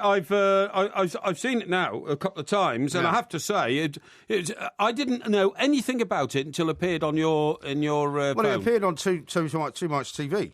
It was uploaded to Too Much TV over the weekend. And who gave it to them and put that up there? Well, I don't know how they got it. You but don't know. But certainly I was given the video in question over the weekend. Yeah. Well, I think it's a blinking disgrace. And I did warn you on Twitter, and I said, there is now in my ownership. I didn't even know. I didn't even know it existed.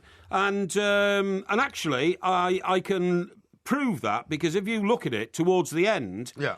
My eyes don't go anywhere near the camera. I didn't even know it was happening. No. I just walked across the road. I don't think anybody would be surprised by that. There were a group of friends on the other side. I was bringing a drink over because it was, I think it was raining, wasn't it? And I was standing under a shelter or something. Well, I don't know. I mean, you were the one that was there, so you should remember it. And I think a total stranger has suddenly copped me. Now, whether or not I was sort of playing to my friends. You look slightly the worse for wear. Well, no, I think what I would. No, I don't think I was the worse for wear. I think I was sort of saying to my friends on the other side, "Hey, look, I haven't spilt any," and I sort of think I wobbled my legs a bit to say, "Hey, steady as a rock." Oh, you look pretty out of it to me. No. I think I was saying steady as a rock. Da-da-da. In fact, I think I was singing that at the time. Steady as a rock. Yeah, that's a What's song. that song? Steady as a rock. Well, haven't you heard that? That is not the lyric. There is a song in the middle of it. Steady as a rock. I don't think steady as a rock are the words. Da-da-da, I want to tell you.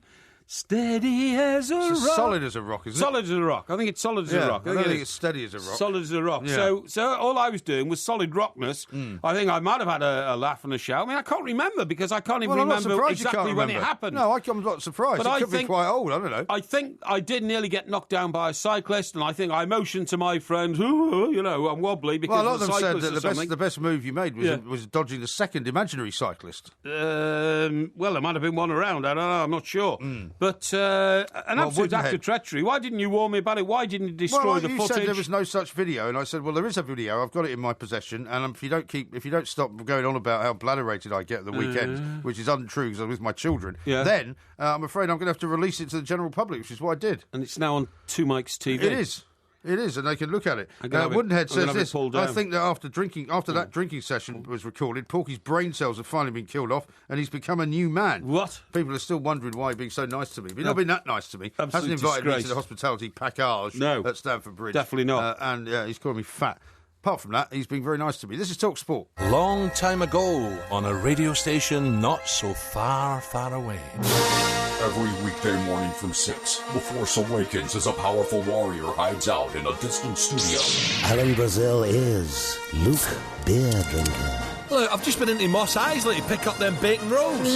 Battling against the evil sporting empire with his band of rebel fighters. Whoa, careful with that lightsaber, you'll have someone's eye out. Listen to Talk Sport every weekday morning and find out if Alan has gone off to adventure amongst the stars. Or, as he calls it, the hospitality tent at Newmarket. The Sports Breakfast, weekday mornings from 6 on 1089 and 10:53 a.m. May Talk Sport be with you.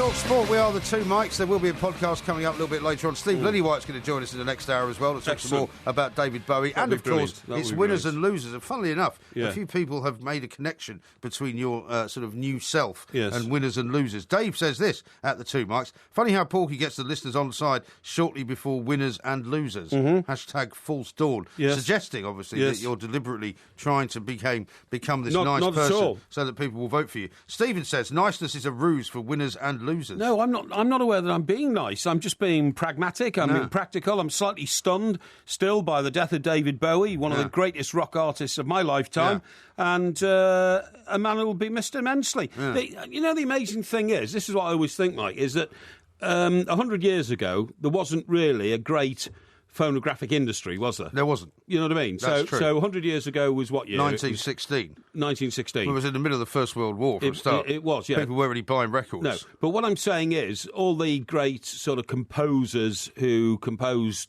records in like 1910, 1911, 1912, whoever they were, they writing all those sort of flapper type things, you know. Well, that was more the 20s, I think. Was it? It was more after the war. Okay, all right. I think before the First World War, there wasn't much going on. Wasn't much going on, was musically, in terms of what you would call popular music. Even in the 20s, there was classical music being written. Yeah, of course there was. Yeah, but even in the 20s, what I'm saying is, like, you know, what was it? Hello, Dolly, and all that sort of stuff, was it? Well, I'm not sure. I wasn't around in the 20s. Why are you asking me? Because the point I'm making is this. That was more like the 50s, wasn't it? Yeah, I think it was. Yeah.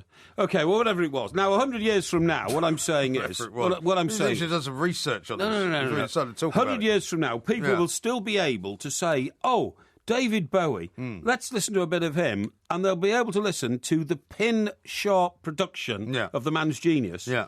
Whereas we can't listen to the pin-sharp production of the original of Mozart, Beethoven, Chopin. Well, that's a technical issue, isn't it? Although, to be honest, if you hear it being performed live, that's when you hear it at its best. Yes, to be honest. What are you talking about? Classical music? Yeah. Yes, I agree. But what I'm saying is the original orchestra, when Beethoven got up and conducted the orchestra, for the first time he wrote his Fifth Symphony.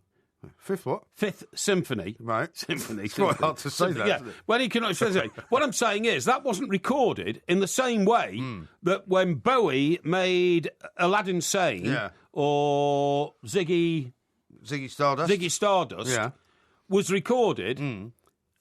What I'm saying is... What do you mean, technically speaking? Well, no, what I'm saying is... What are you saying? What I'm saying is, in 100 years' time, people won't have to listen to somebody else playing David Bowie's music. Right. But these days, the only way we can listen to the genius of Bach I see what you mean. and Mozart and Schubert is by listening to somebody else playing it. Do you see what I mean? Yes, yes. And not them themselves. Right. So Chopin, one of the great pianists of the history of the world, has never been heard actually playing the piano himself. Well, I don't know if that's true. It is true. Are you sure there are no recordings of I'm him? absolutely certain. Are you? I'm absolutely certain. Although we've all listened to Chopin music played by somebody else. Yes. So it's a bit like, saying, oh, let's listen to David Bowie's Rebel Rebel or the Genie. Yeah. But when you listen, it's not Bowie, it's some guy doing an imitation of it. Yeah. And that's where... Well, it's a different kind of musical style. No, but that's where classical music is a complete fraud. No, it's fraudulent. Not. We've never heard classical music. It is. It's fraudulent. It's a hype, and it's dishonest and disingenuine. Finally, the real Porky has emerged before winners and losers. No. Well, the madness has come back. Clearly, No, it hasn't. Yeah, it has. All right, How can you tell call me classical music a fraud? Because the guy who wrote it isn't the guy playing it. That's right. That's ridiculous. What I'm saying is Mozart wrote it in one way so that it could be heard in a live auditorium. Yeah. But ever since then, all sorts of guys have enhanced it. Well, Beethoven was deaf, wasn't he? He couldn't even hear it. He was deaf when he wrote his last one. Yeah. Completely deaf. Which one was that?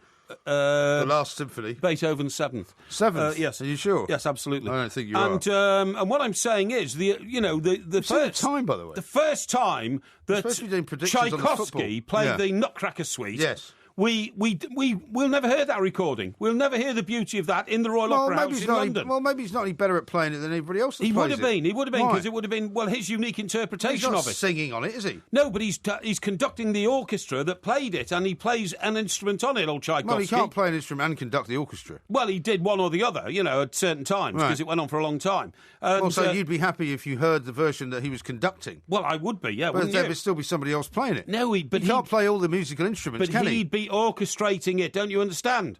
Well, he has orchestrating orchestrated it. He's written it for an orchestra. That's what he's done. Yes, I know. And they're following his instructions. Yes, but so whether he's conducting it or not, it makes no difference. Yeah, but when you go into a record shop now and buy a copy of Beethoven's Fifth, it is being played by very professional musicians. But Beethoven is not conducting those musicians. Therefore, it cannot possibly sound like the original. Do you know what conducting an orchestra is all about? Well, of course. It's all about conducting... I went to the Royal Academy of Music. Which I have pitch-perfect hearing. Which musicians should come in at which particular times during the recording? That's what conductors do. You don't understand. That's what conductors do. So, can you name me one conductor? So, yes. Go on. Ted Heath. What? Ted Heath, the former Prime Minister. He was a conductor. Yeah, but that wasn't his main job. Andre Previn. That's like saying, what's his name? Bing Crosby was a golfer. Andre Previn. Andre Previn was a conductor, but he's dead. Thank you. Can you name me one that's currently around? Yes. I know you're trying to think of one, aren't you? Simon Rollo. Gary. What's your problem? Simon Rollo. Yeah. Simon Rattle. That's him. Yeah. That's the same guy. Yeah, exactly. But you know what I'm talking about Yeah, anyway. I do. Let me read you a few tweets here because I'm getting carried away. Here's one from Becky, who I'm sure will now change your view after hearing all that nonsense about classical music. I've only tuned in for the last 20 minutes. Has Porky been neutered or had a lobotomy? That's the question she's asking. Well, Rob says, once again, Porky goes on about Liverpool. So what? We played lesser-known players. They are still LFC professionals. They are, yeah, but they're not seasoned professionals. And well, it doesn't say anything in the FA Cup rules that you must play seasoned professionals. No, of course it doesn't. But it does say in the rules of life and football, if you put out the rules of life and football. Yeah, some standard players. What other rules have they got? Well, I'm going to tell you, you've got a chance of losing a game that really your fans would rather you won. Right. To play in an FA Cup tie away at a lowly club, you're expected to get through. It's called averting a giant killing, and you go into the next round. Yeah, simple as that. Here's one from Hedy, who says Beethoven's ninth, you numbskull. Yes, is that the last one? Yes. Yeah. Well, and Andrew says Beethoven's seventh is his last. Ode to Joy. His finest was his ninth. There you go. I knew it was up there somewhere. Yeah. Roy says, I'm absolutely certain there are no recordings of Chopin. Is this for real? Is he honestly that stupid? What do you mean? What a plank. No, there are recordings of Chopin's music, but not when Chopin was conducting the orchestra. Okay. People understand these things. All right, Dave in Bradford says, Mike, why can't Jurgen Klopp play his young players in the FA Cup? Alex Ferguson played his youth team in cup matches to give them experience, and no one said he was a disgrace. Yeah, but they won most of them. Well, yeah, but they didn't always, did they? Well, they had a pretty good record in getting to FA Cup finals. Funny enough, actually, United haven't won the FA Cup for 13 years. Is that right? Which means that Wayne Rooney has never picked up a Cup Winners' Medal in a United shirt. No. And neither has he ever won a Euro Championships, and neither has he ever won a World Cup. No. Well, so there's going to be a lot he hasn't got by the time he closes down his career. Well, you might say that, but is it 6 or 7 Premier League titles? Yeah, I think at least 6. And I think he's definitely got a League Cup. And he's got Champions League. He's got Champions League, yeah, exactly, yeah. Here's one from Only One United saying Gordon Hill is 100% correct. It's about attractive attacking football. That's the United way. And then he puts up the last 10 games of all competitions at Old Trafford where they haven't scored in the first half. Yes, I know. Well, we came across that statistic earlier in the show, didn't we? Half-time scores. In fact, the only one where there is a goal was scored by Norwich. Mm-hmm. Is that right? Yeah, that would be right. Yes, indeed. Now, we're supposed to be doing the predicted scores come on, let's get on with it. But we've only got a couple of minutes, right? Better rush through. Let's do it. Tonight's games, Aston Villa against Crystal Palace, first up. Yeah, Villa 1, Crystal Palace 3. I've got Aston Villa 0, Crystal Palace 2. Right. You see, Remy Gard earlier was talking about how much he loves the job. I mean, it's just unbelievable. I mean, how much can he love that job? I mean, not many people know he is actually the manager of Aston Villa. He's so inconsequential, I would say, in his approach to football in this country. How about second up, Bournemouth against West Ham United? Bournemouth 2, West Ham 0. I've got Bournemouth 1, West Ham 2. Will Bournemouth be playing their new striker? Well, I don't know. Yeah, probably. Which new striker? They signed a striker today. Isn't he the guy that they had anyway? What do you mean? I think they already had him. No. They've signed him. Yeah, of course I'm sure. What's his name? His name is... I think it's something like... Atafambi? Atafambi? Something like that. Well, I know, because I know Newcastle signed a new French player. Yeah. But I didn't know Bournemouth had. Bournemouth have, yeah. Okay. I'll see if I can find a name for you. Right. Chelsea against West Bromwich Albion. Chelsea... you'd like to go down to Stamford Bridge and get some practice in for your hospitality day out. Good idea. That'll be 2-0 to Chelsea. Yeah, that's what I've got as well. Right, okay. Wednesday, games kick off with Manchester City against Everton. Ooh. Yes, that's right. Now, this is the preamble to the second leg of the League Cup. Yeah, which happens in 2 weeks' time. Yeah. 2 weeks on Wednesday. They're saying already that they're hoping Lukaku's going to be fit. Yeah, exactly. Manchester City 2, Everton 2. I've got Manchester City 3, Everton 1. Oh, have you? Yeah. Well, you'd have to think that Manchester City will beat Everton. Well, but you never know. How about Southampton-Watford? Southampton-Watford, let me see. Well, I got this down because I've been researching it. Southampton 1, Watford 2. I've got that exact same score. Have you not been cribbing my sheet again? No.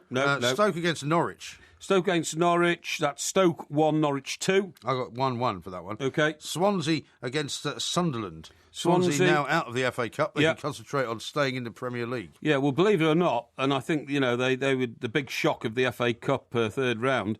I think Sunderland are going to do them. I'm saying Swansea 0, Sunderland 2. Really? Yes. OK, I've got Swansea 1, Sunderland 0. Yeah. Liverpool against Arsenal, which is a live TalkSport commentary game. Yes. It's an 8 o'clock kickoff. Yes. Wednesday night. Which one was that, sorry? Liverpool-Arsenal. Oh, Liverpool-Arsenal. Liverpool 1, Arsenal 3.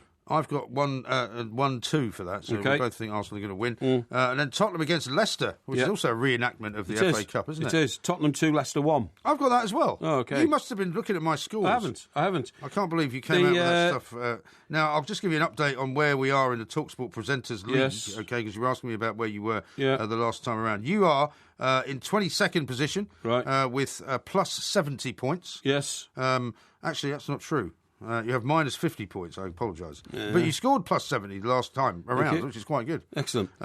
So you're in. You've got minus 50 points overall. You're third from bottom, above Jason Cundy and Danny Kelly. Oh, well, that's good. They're good people to be above. I'm 17th with a total of 320 points. I see. I got plus 85 last week, so I did even better than you. I got plus 70. Benica Phobie. What? Is the name of the new Bournemouth striker. Oh, OK. Is he going to be playing? Yeah, I think so. Right. And I got my pronunciation of his name is a little bit off, but I got his name right. OK. Right. Newcastle have signed some French guy by the name of Saivet. Yes. What? Saivet. Who's Saivet? Saivet. Who signed him? Newcastle. Oh, have they? Yeah. OK, good luck. I wasn't aware of that. He comes from Ligue 1. Ligue 1? And he scored quite a lot of goals, in fact. 25 years old. He signed a 5.5-year deal at St James's Park for about 5 million. OK. He's made 178 appearances for a team in Ligue 1, Bordeaux, in fact. Oh, right, OK. Scored quite a lot of goals. I don't know if he's going to be playing tonight. We shall see. Yes. We've got lots more to talk about. Steve Lillywhite's coming up in the next hour. And, of course, it's winners and losers as well. This is TalkSport. OK.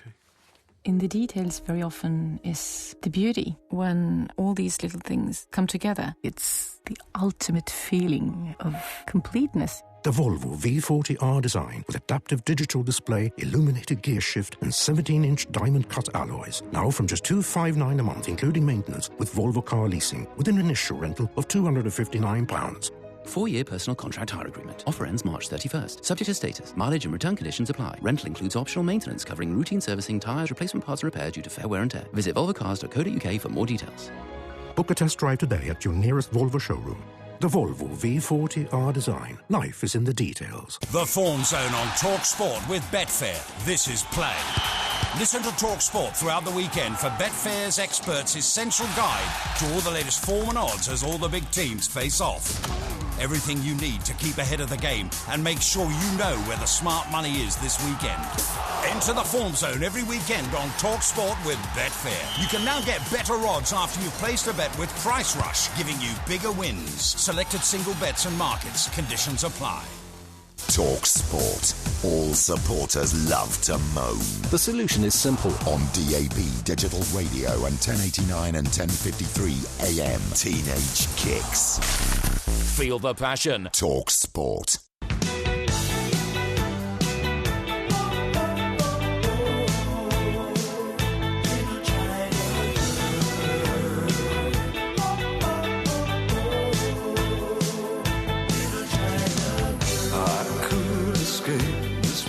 This was a very famous video back around about the time you were in New York, wasn't it? Yes, it was, yeah. The second one came from Let's Dance. Is that what was it? Yeah. Yeah. Which was a very beautiful Asian woman. Oh, in the yeah, video. absolutely, yeah. Beautiful. Absolutely great song. And that was the same when I saw him in New York. I thought he was going out with that girl at the time. I don't know, the one not in sure. the video. I mean, a lot of the papers this morning are Yeah. making claims about his sort of hedonistic lifestyle, Yes. which is why Angie Bowie supposedly detests him so much because of what went on. Yeah. But, you know, it's not that surprising, really, to be a rock star from the 70s and have a hedonistic lifestyle. No, it's not. And apparently... I mean, what did she think? Who did she think she was marrying? I don't know, yeah. You know. Some guy I mean, from like Padre Parry. Yeah, some guy from a butler's school or something like that. Exactly right. Now, I saw an amazing story, actually, yes. talking apropos of nothing at all. Right. The Daily Telegraph, you know, we talked about how, you know, journalism has changed so much over the years and how, young journalists now Yes. particularly are very much chained to their desks. Indeed. And they're not really sent anywhere. There's no money to send them anywhere. They're not encouraged to go out drinking, to meet contacts, or anything like that. Daily Telegraph, apparently, last week, installed devices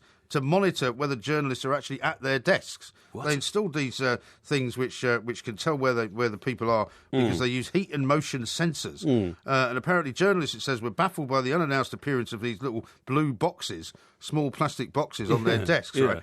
They resorted to Googling the brand name to discover they were wireless motion detectors produced by a company called Occupy, which is IYE, that monitor whether individuals are actually using their desks. And apparently the Telegraph hadn't told them they were doing this, right? So the story gets out. The journalists all get sort of up in arms, saying this is outrageous.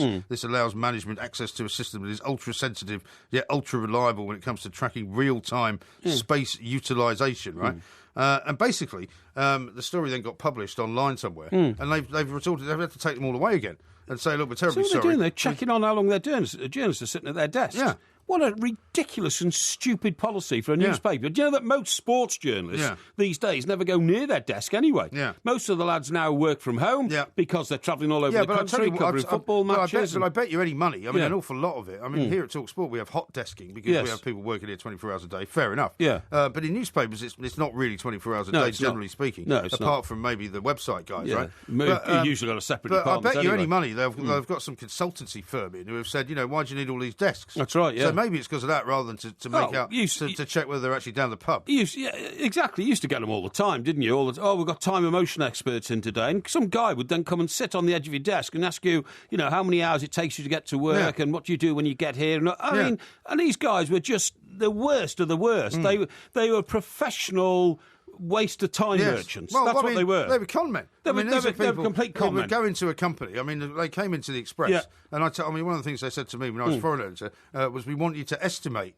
the cost of every foreign trip that you send a journalist on. Yes, and how much the phone calls are each day. And I said, well, that's impossible. I said, I'm sending somebody to Tirana at the moment in Albania, where there's some kind of a revolution going on. I said, I've no idea how long she's going to be there. I've no idea how much it's going to cost her to stay because it's practically a war zone. How much it will I've cost to get there. How much it will cost, once she's there to drive around. I said, I might as well put £10 down. Yeah. And they went, well, that would be better than putting nothing. No, so do you know what I did? So for every single trip that I sent anyone on, I put £10 down. Ridiculous. At the end of the first month, they came back to me and said, can we have a meeting? And I said, yeah. And they said, your estimates are way off. And I said, what a really? surprise. Really? What a surprise. I said, well, that's because I've been putting down £10. Have you not noticed? And that was your suggestion. And they said, we don't think you're taking this seriously. No, that's right. They're very uppity with me. The next thing that happened was I suddenly got called into a meeting saying that we're going to have you're all going off on management courses. Yeah. What are these management building courses? Things with planks and barrels. Absolutely. So a group of 6 you would sit in a classroom. Teamwork. And this con man, again, at the front would tell you about the widget theory in a factory, how many widgets you make and how many units it goes. Literally. Well, the lot that came to the Express, the last job they'd had was in a brewery. Yeah, that's right, something like that. But this guy would get load of bricks and say, as the 6 of you together, they've got to act as a teamwork. And then I questioned it. Sir Nicholas was our editor at the time. I said, what is this load of rubbish? What's it all about? Yeah. And then Struan Cooper, the managing editor, would walk in the room and say, management is more important than industry. So it's not. Oh, dear. No, Struan, it's more important to get the paper out tonight. Well, that's where it all started to go wrong. It's anyway, I was going to tell you about a great story involving a mate of ours from Fleet Street because it was Arthur Scargill's birthday yesterday. Oh, was it? How old is he now, then? 78. 78, okay. This is a man who, Has he finally moved out of the Barbican? The union subsidised flat? I'm not sure how many homes he's got, but one of them he used to live in the Barbican. I know that. But was that not the one that was supplied by the NUM or whatever? Well, I'm not sure, to be honest, because the most recent... I looked up his history to see where he was these days, and his most recent public pronouncement was about the fact he's not being allowed to buy a council flat at discount rates introduced by his nemesis, Mrs. Thatcher. Oh, right, OK. Which is right. But anyway, the story about Scargill, 78, was so funny. Remember we had a mate in Fleet Street called the Beast? Yes. Colin Adamson. That's him. Right? Yeah, the animal he was. The animal, sorry, not the Beast. He's still alive, by the way. How do you know? He's on Facebook. He's still on Facebook. Oh, really? Yeah. Oh, that's great. Well, I hope he's listening, because he was a big, rough, gruff Scotsman, wasn't he, with a droopy moustache. I was once on a plane with him, right? When in the days where you could smoke on planes. Yes. We were in one of those, those tiny first-class cabins I know, on a European flight back from Spain or something. Sure. and some woman who was sitting in the first class objected to him smoking. Yeah. So he had 4 cigarettes, stuck 4 cigarettes in his mouth, started smoking 4 cigarettes at a time. That's the sort of thing he would do. On the basis that he was if she was going to upset her with 1 cigarette, you might as well do it with 4. Yeah, no, it's the sort of thing he would do. He's a terribly provocative man. And if you saw him in the pub and said something wrong, on one occasion, remember Colin Bell? Right. And Colin Bell was a... Well, actually, I didn't know him. Well, okay. He's the guy who drank himself to death. That's right, yeah. Cole was a lover rather than a fighter, you know what I mean? Although he became, the big, hard Glaswegian boy. So there were 2 Scotsmen in a pub, you can imagine. Yeah. Started having a row. So the animal, but it's just like 11 o'clock at night. He'd been drinking large gin and tonic since 4 o'clock in the afternoon, So the animal, told Bell he was out of order. Yeah. And he did this sort of, started licking his lips bit. And and then he pulled up his sleeves of his jacket, and he rolled his shirt up, yeah. and then he went to take his jacket off, but he was so bladderated, by the time he got right down the right-hand side of his... So he kind of hamstrung himself. No, he was straight-jacketed, at which stage Bell, who, as I say, was, but basically a coward, decided this was a good opportunity, so he went bang and punched him in the stomach, The animal fell on the floor, writhing around. Oh, he's killed me. Like a turtle on his back, That's right, yeah. But no, this is the best story about the animal, was that he was very, very good at sort of infiltrating working things. In those days, there were a load of strikes. Yeah. The Iron and Steel Confederation went out on strike. The miners were on strike. Well, hang on, we're getting a couple of strikes this month, aren't we? We've got the junior doctors later on today. Strike. We've got another couple of tube strikes coming. Junior doctors. Anyway, so when the big strike happened, the one that actually brought Scargill down, he tried to take on Mrs. Thatcher, but unfortunately, or fortunately, whichever way you want to look at it, he failed. But anyway, for about 10 days, the old animal just used to put on a donkey jacket and just run along beside Mr. Scargill all the time, and all his oppos and his lieutenants and all that kind of stuff, while he was conducting the strike on the ground, and sending some great reports. And then, Well, then you'd never want to see the guy in the office, would you? You'd want him to stay out there. So anyway, they got a complaint, or the NUM, the National Union of Miners, saying, where's all this coming from? We've got a mole in the camp and all this kind of stuff. Right. Anyway, the editor of the Standard, whoever it was in those days, and they've had a lot of editors over the years. Probably Stuart Stephen, wasn't it, maybe? I don't know. I don't know who it was, honestly. But he suddenly said, I think we'll have to give up all this undercover stuff. It's not British, and it's our boy's going to get found out, and he might find himself in danger, and all this kind of stuff. Sounds like it might have been Stuart Stephen. Well, I don't know. But anyway, so they said, no, he's doing very well. They said, no, tell him to come clean. Let's do it. I think Mr. Scargill will appreciate the fact that, we should come clean on it. And just... So the next day, instead of the donkey jacket, turns up looking like a reporter. Yeah, in a suit and everything. Yeah, and he's walking alongside Scargill, who probably noticed that, previously this big Scotsman with a droopy moustache had not looked like this. Right. And said, Mr. Scargill, Colin Adamson, Evening Standard. Yeah. And Scargill stopped and said, what? Colin Adamson, Evening Standard, I don't ask you, what is the policy on... And Scargill just said to all these, 10 lieutenants around him, right, lads, get rid of Standard.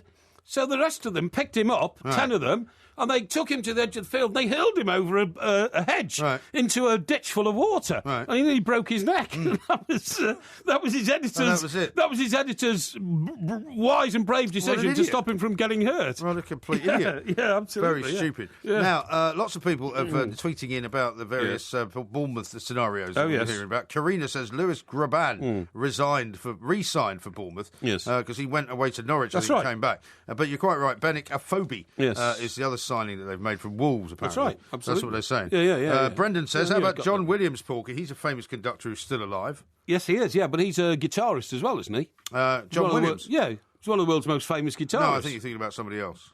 Doesn't he compose all the great scores for... he does for Star Wars and all that. Yeah, that's what I mean. Well, he's also a conductor. But he's not the same one as the guitarist. Oh, is he not? No, I don't think so. Gunner66 says, you haven't even mentioned the funniest moment of the weekend, Mark Lawrence saying penis instead of penar. Yes, that's right. He did, actually, live. That. And Gabby... what's her name? Gabby... Logan couldn't contain herself, unfortunately. No, I'm sure she couldn't. Yes. Mucky says, talking FA Cups, Paul Rideout used to leave behind me Used to live behind me growing up. Yeah, He used to excellent. leave behind me growing up. He won the FA Cup for Everton in '95. He scored the winning goal 1-0 against Manchester United. It was in their in-between season, between two doubles. They won the double in '94.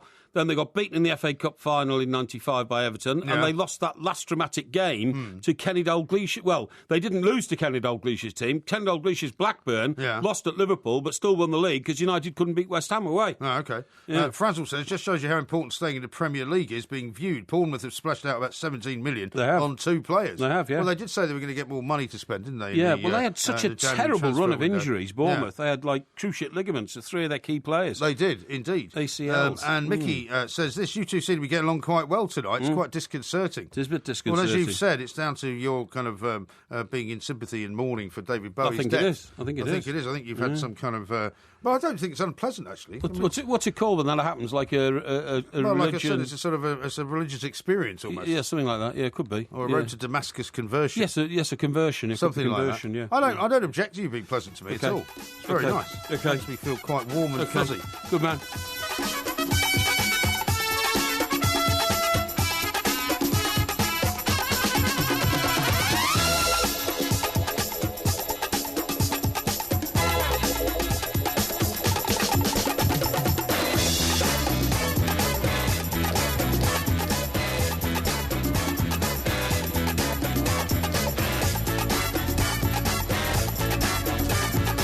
Sport, we are the two mics. There will be a podcast coming out a little bit later on. James sent me a tweet having a go at me for saying that guy who signed for Newcastle scored a lot of goals. He said he scored 17 goals, 134 games. Isn't quite a lot of goals. Is this the guy who's gone back to Bournemouth? No, this is the guy who's gone from Norwich. Yeah, the guy's gone to Newcastle. No, he's come from Ligue 1, from Bordeaux. From Ligue 1, yes. 29 goals in his whole career. That's still not a lot of goals. No, it's not. It's a lot of goals if you're a Newcastle fan. They haven't scored a goal for 7 hours. The guy that scored 29 goals his whole career is definitely a step up. I would say. Do you not get the feeling that when the FA Cup fourth round draw pitch you against one of the lowest teams left in the competition after you've beaten Dagenham and Redbridge in the third round, that there's a chance that the cup may have your name on it? Or well, you would say that, wouldn't you? Semi-final, yeah. You would say that. See, Carlisle at the moment are not even playing at home. Yeah. Yeah, where are they playing then? Well, I think they played a game at Preston, and they played a game at Accrington Stanley, didn't they? Well, you should be delighted. It's kind of porky karma for you to get Carlisle after you rather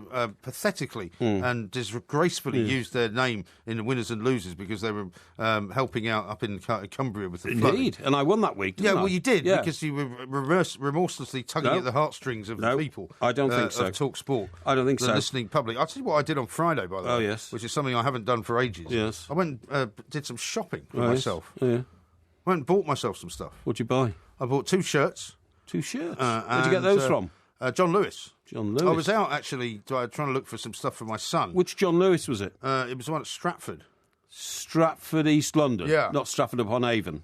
No, why would I go to Stratford-upon-Avon for? Well, that's the most famous Stratford in this country. Stratford, East London. No, it's not. Of course it is. Stratford is where the Olympics was held. No, Stratford, East London. Are you going to tell me that Stratford, where the London 2012 Olympics were held, is not famous space? No, it's not famous. No, of course it Stratford is. East London is famous to people who call themselves Cockneys because they were born within the sound of the bells of Bow. That's not true, right? actually, because Stratford is not within the sound of the Bow bells. Well, people seem to think it is, but nobody thinks it is. Look, if you went round the world and said, if you said to somebody, Stratford, they would say, yeah, that's where they had the London Olympics. No, they wouldn't. Yeah, they would. They'd say that's where Shakespeare was born. Yeah, they might get confused between the two. No, they wouldn't. But actually, I would say Stratford East London is now more famous than Stratford-upon-Avon. Utter rubbish. If you drove around America in a Cadillac and went on, Highway 66. Oh, they don't even know where Iraq is. Right, in America. no, I'm telling you, and said England, Stratford. Do you mean Route 66? Route 66, yeah, it's the same one. Not Highway 66. Yeah, and you said to them, Stratford, England, what's it famous for? They would not say Olympics, they would say the Bard, Shakespeare. No, they wouldn't. They would. William. America's a very bad example to use. Billy Shakespeare. They have no idea where England even is. Well, some to point it out on the map. Some of them don't. But I mean, same in Europe. If you ask anybody, listen, talking about America, by the way. Yeah. I want to warn you about your philandering past and how it could catch up with your present or your future. What are you talking about? Well, I've seen a new survey which says that old Hillary, right? Yeah. Old Hillary Clinton. Unkind. Hillary Clinton. I mean, you refer to me as old MG. No, she's about 68 now, isn't she? Well, she's probably in her mid-60s, I would think. No, she's in upper part of the 60s, I think. Well, presumably upper middle age. Yes, that's right. The latest I've read, right, and I do read my foreign journals very thoroughly to keep in touch with what's going on. That's the most important thing. Particularly in the New World. Yeah. Old Bill Clinton's philandering past is coming back to haunt him. Why? Well, one of the reasons is that a woman who claimed she was a victim of Mr. Clinton's, or former President Clinton, President Clinton's attentions in a disreputable manner, is writing a book about it. Well, when you say disreputable manner, I mean, presumably she was a willing participant in this, was she? Well, not that willing, because she alleges that President Clinton raped her. Oh, dear. So, I mean, that's not exactly, what you'd call consensual, is it? It certainly isn't. No, exactly. And also... Well, why did you take so long to come up with this stuff, then? Well, I think because the very reason being that Hillary Clinton's on the campaign trail and her biggest fan and supporter, the man who's whipping up all the crowds, is President Clinton. Yeah, he is very good at that. Yeah, exactly, And people do like him. Yeah, of course they do. He's a very charismatic figure. Of course they do, yeah. He tells the old story about how I met Hillary in the library at Yale Law School, I was ogling her. She came over and said, well, if you're going to ogle me and I'm going to ogle you, we'd better get to know each other. What's your name? I think she's a much better woman, better-looking woman now than she was when she was younger. Oh, actually. She is. She was horrible when well, not horrible. No woman's horrible. But, I mean, she was very dumpy with big sort of thick bottle-end glasses and didn't do her hair and all this kind of stuff. But it says here, as he wandered the farmer's market in Cedar Rapids, which is Iowa, where the first primaries are held, aren't they? Right. Mr. Clinton had been sharing nuggets with members of the public. Most Caribbean islands have sunshine 300 days a year, he said, while discussing the merits of alternative energy and all that. But when the trailing pack of reporters asked the inevitable question, was Mr. Trump doing Mrs. Clinton's presidential campaign damage by shining a fresh light on her husband's philandering, he suddenly clammed up. I don't have a response to that.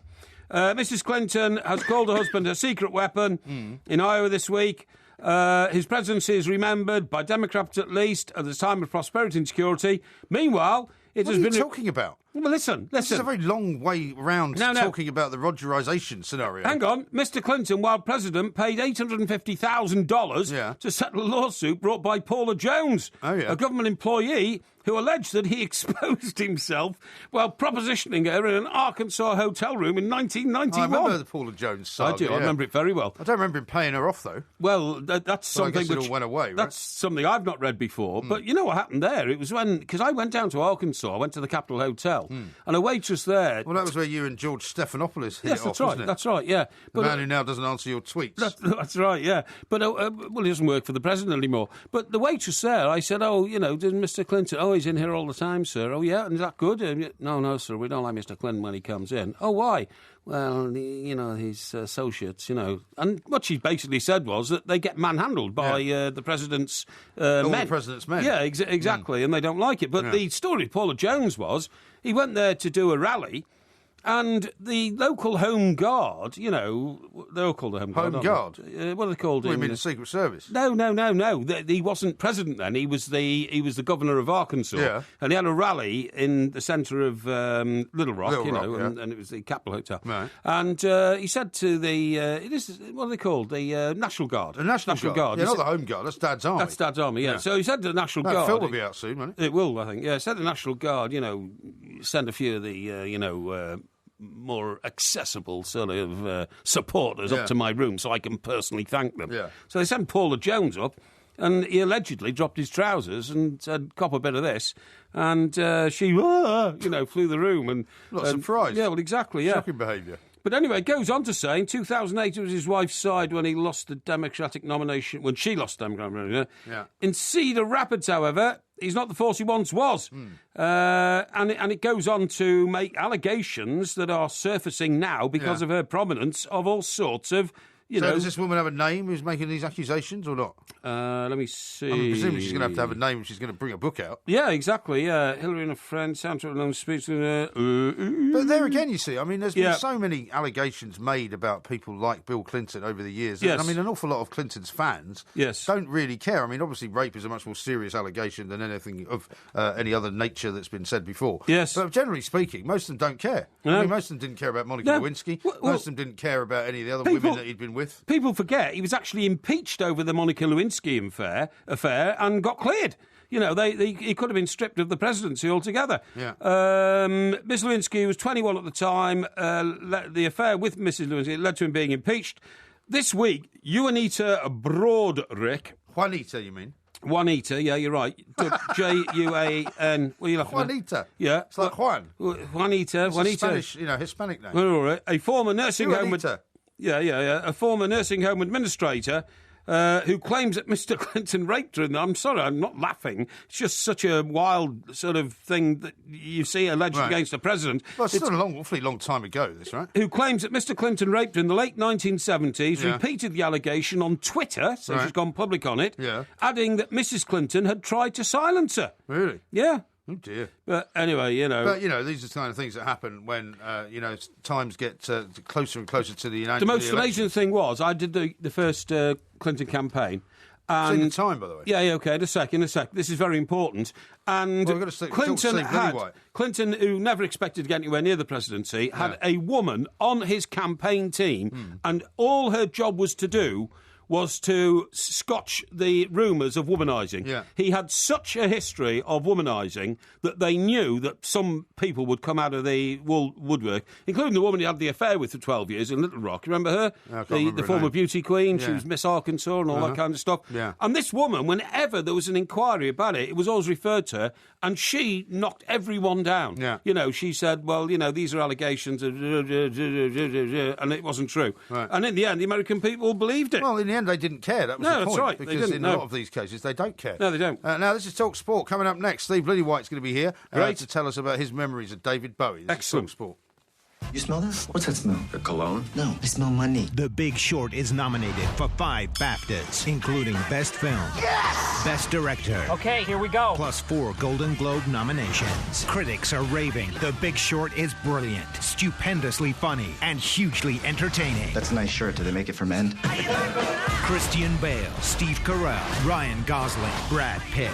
The Big Short, rated 15, in cinemas everywhere, January 22nd. Kind of brilliant. The turbocharged and remarkably affordable Mini Cooper 5-door hatch isn't hanging around. Because right now, it comes with a £1,000 deposit contribution on Mini Select Finance. Book a test drive at your nearest Mini Centre or mini.co.uk/turbo. Be quick. Finance from Mini Financial Services. Representative 5.9% APR. Subject to status. Deposit contribution offer ends 31st of March 2016. UK only. T's and C's apply and guarantees may be required. Other charges may apply. Test drive is subject to status and availability. Make sure you're ahead of the game and listen to Kick-Off on Talk Sport with 888 Sport. Bet you can. Tonight from 7, get in-depth analysis, heavyweight pundit opinion, and outspoken fan reaction on the nation's most passionate pre-match football forum. You won't miss a trick, flick, or kick of any of the action. Plus, hear the latest form and odds ahead of all the matches that matter from 888 Sports On The Ball Bet Spurt. Kick-Off, weeknights from 7 on Talk Sport with 888 Sport. Bet you can. Adrian Durham and Darren Goff. Oh, come on, man. Think about it. This afternoon from 4. That is unbelievable. Talk Sport.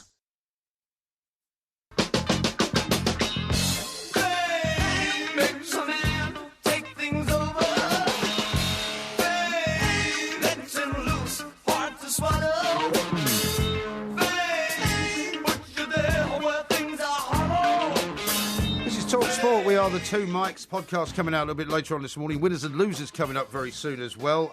If you're looking for some incredible pictures and some great coverage of David Bowie's life and his work, all the papers today have got remarkable front pages and remarkable pages and pages and pages of coverage all the way through the inside. We're going to talk now to a man from the music business elite, really. Yes. Mr. Steve Lillywhite, a big Chelsea fan, won 6 Grammys, of course. Don't think he ever worked with Mr. Bowie, but we'll find out what his memories are. He's always got a story for us.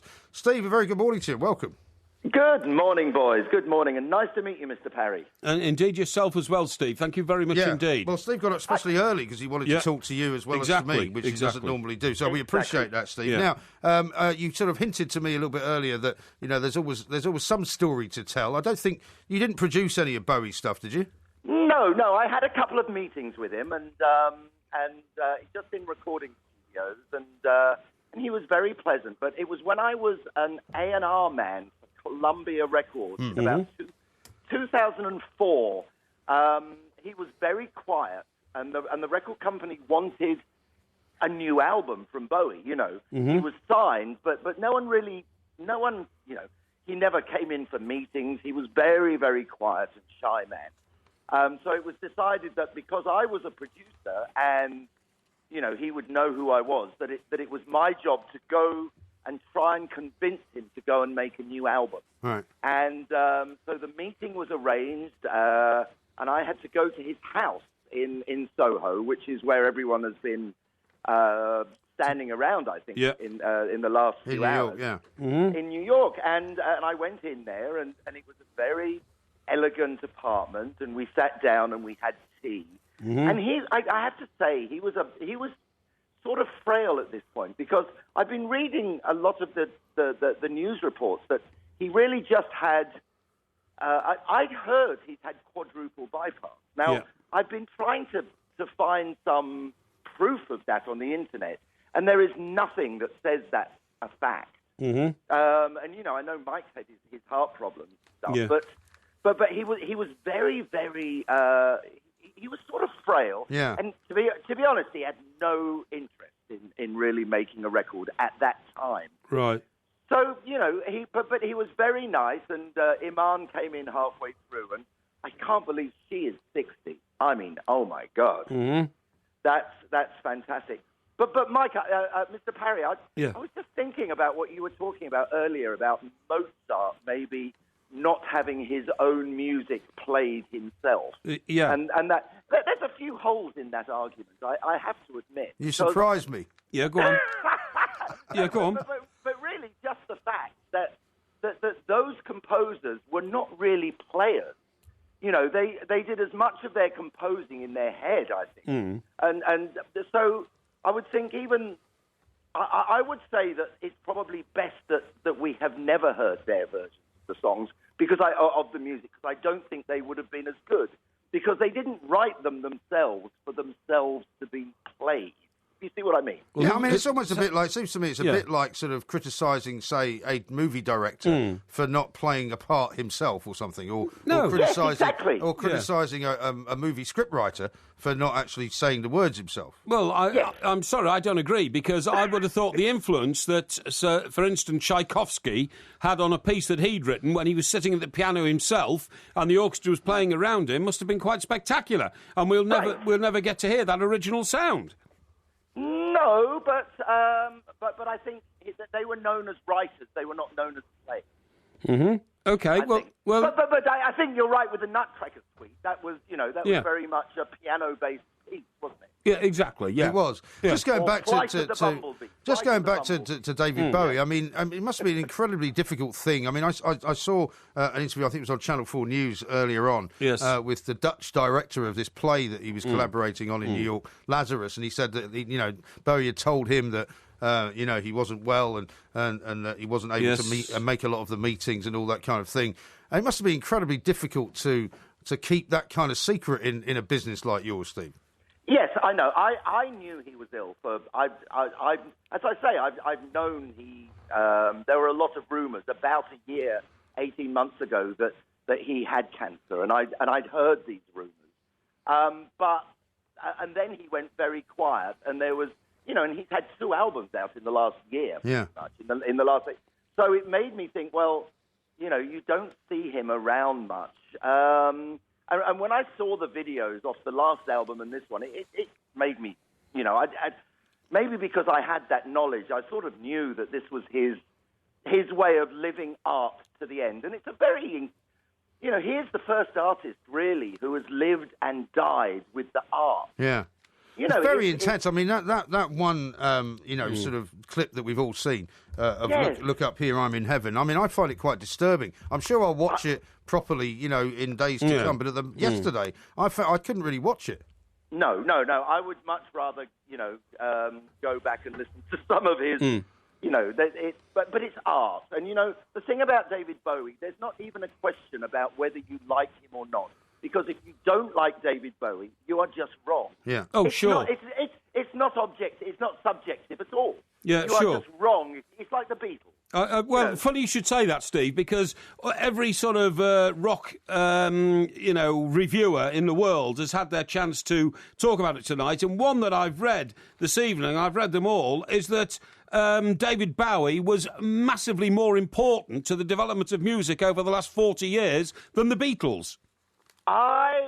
Certainly, if you think of the Beatles were only a 5-year project, or 7 years. A bit longer. 8 years. 8 years, yeah. Yeah, 8 years. Yeah. Of course, you're the expert on that. But, but I have to say, Bowie's longevity and he's reinvented himself.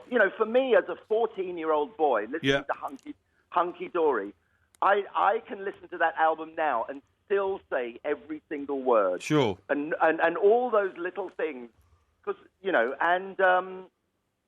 he really has been the soundtrack of my life. Yeah. And even, when Rod Stewart went disco, it was a bit cheesy. When David Bowie did Let's Dance, it was great. Yeah. Yes, it was, yeah. There's a big difference.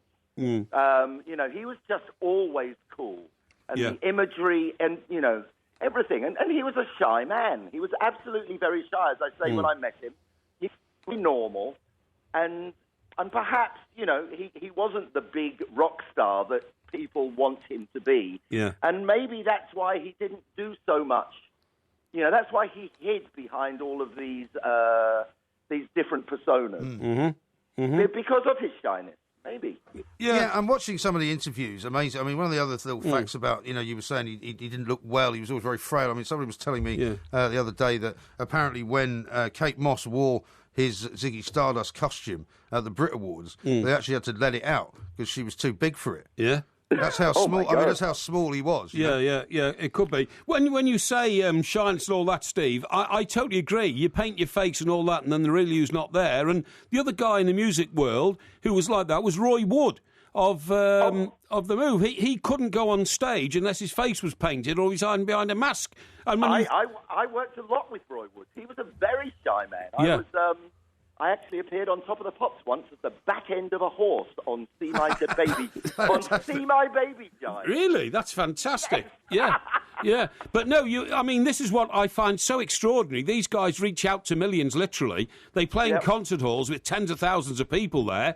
And yet they're almost sick with fright when they walk onto a stage unless they've got a different persona to their own individual being.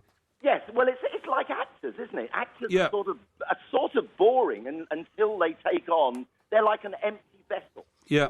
Yeah. And but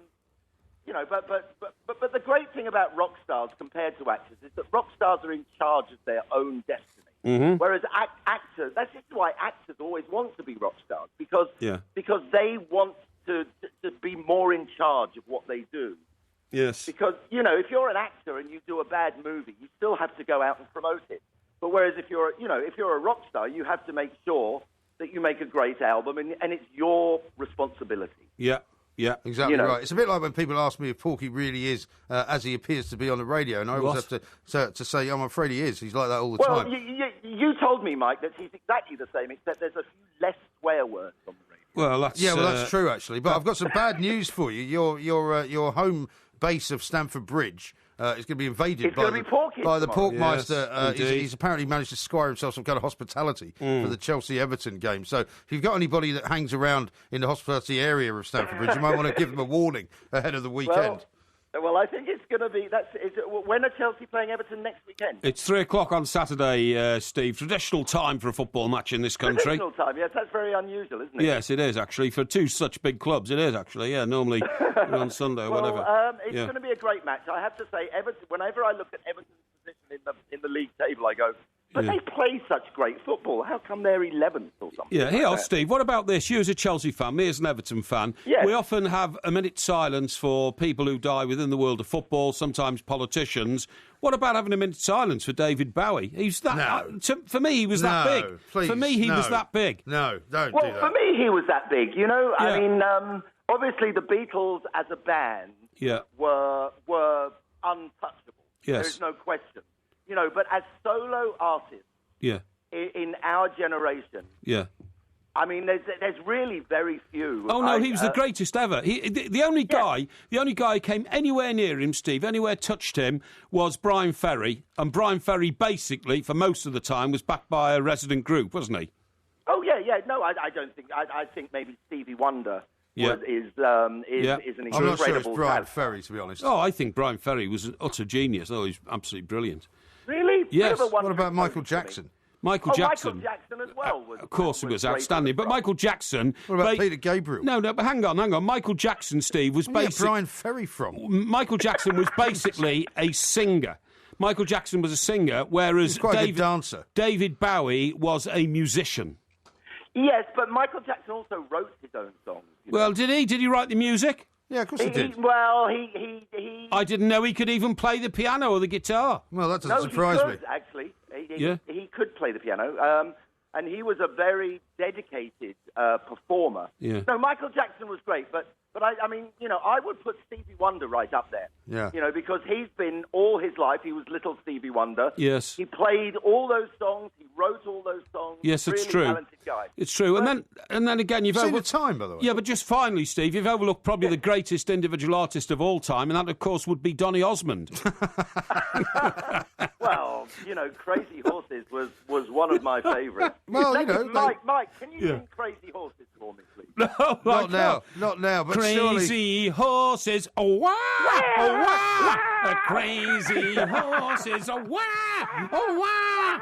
Yeah, that's a good duo. That's maybe one of the worst questions you've ever asked, Steve. But thank you so much. We'll talk to you soon. Take it easy. Steve Lillywhite, very kindly joining us there from his base out in the Far East, and doesn't agree with many of your musical theories, but incredibly asked you to sing. Yeah. I'm never having him on again for that. This is Talk Sport.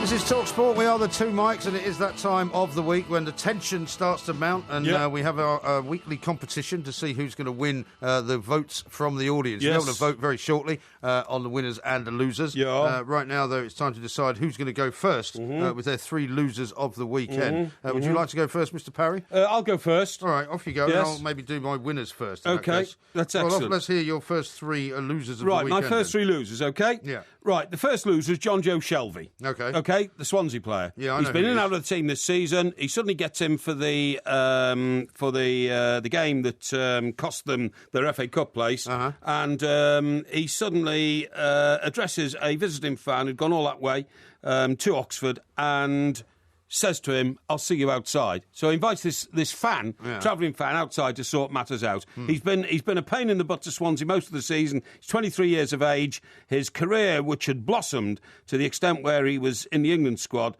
now appears to have floated off into the horizon. He's my first loser of the week. Okay. My second loser of the week is Mark Lawrenson. Right. Because when he described, one of the great Premier League players, Stephen Pienaar. Stephen Pienaar? Yeah. One of the great Premier League players? Yes. Are you sure? Yes, I'm sure, yeah. Played for Why would you put him in the top 20? No, I wouldn't, but he's played for Everton and Spurs, and then back to Everton. He's captained South Africa in the World Cup in 2010 when we were there. Would you put him in the top 30? I'd put him in the top 100. And so that makes him a great Premier League player? Well, I think so, yes. And all I'd say is that, he deserves respect. And Mark Lawrenson, who, of course, won an awful lot of medals with Liverpool during their heyday and all that. It was a slip of the tongue. Well, was it a slip of the tongue? Was it a slip of the tongue? Oh, what, you're saying it was deliberate? Well, I'm not saying it's deliberate. I'm saying that you've got to show more care for your fellow professionals rather than holding them up to ridicule where Gabby Logan couldn't stop laughing. Yeah. And that's very, very unfair. You're only having to go at Mark Lawrenson because he used to play for Liverpool. I'm not at all. You are. I'm not at all. I'm not at all. I know what you're doing. No, it's not. If I committed that sort of mistake, I'd expect to be on somebody's list of losers. Really? Yes, I would. Yes. Really? Yeah, yes. Who was the conductor you referred to? What's he on Simon, about? what was his name? Simon Rollo. Rattle. Simon Rollo, you called him. Oh, come on. That's not important. Now, my third loser is Sir Philip Dilley.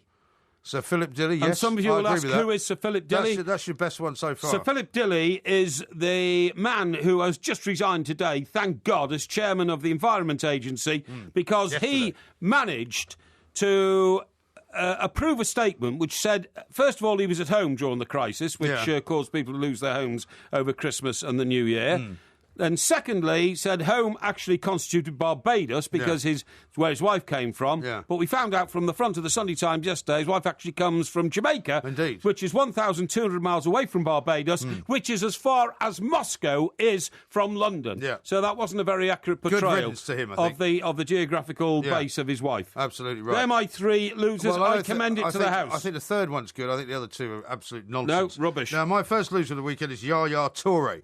You know that he was up for, as he always is, the annual vote of national coaches for the Confederation of African Football Countries. That was about 3 weeks ago. No, it wasn't. He said over the weekend, because he was hoping to win the award for a fifth successive year. He said over the weekend that basically the fact that he didn't win it, because he was beaten by Borussia Dortmund's Gabon striker Pierre-Emerick Aubameyang, who might be coming here, by the way. Yes, right. Apparently, he says that he basically said it was a slight on African football.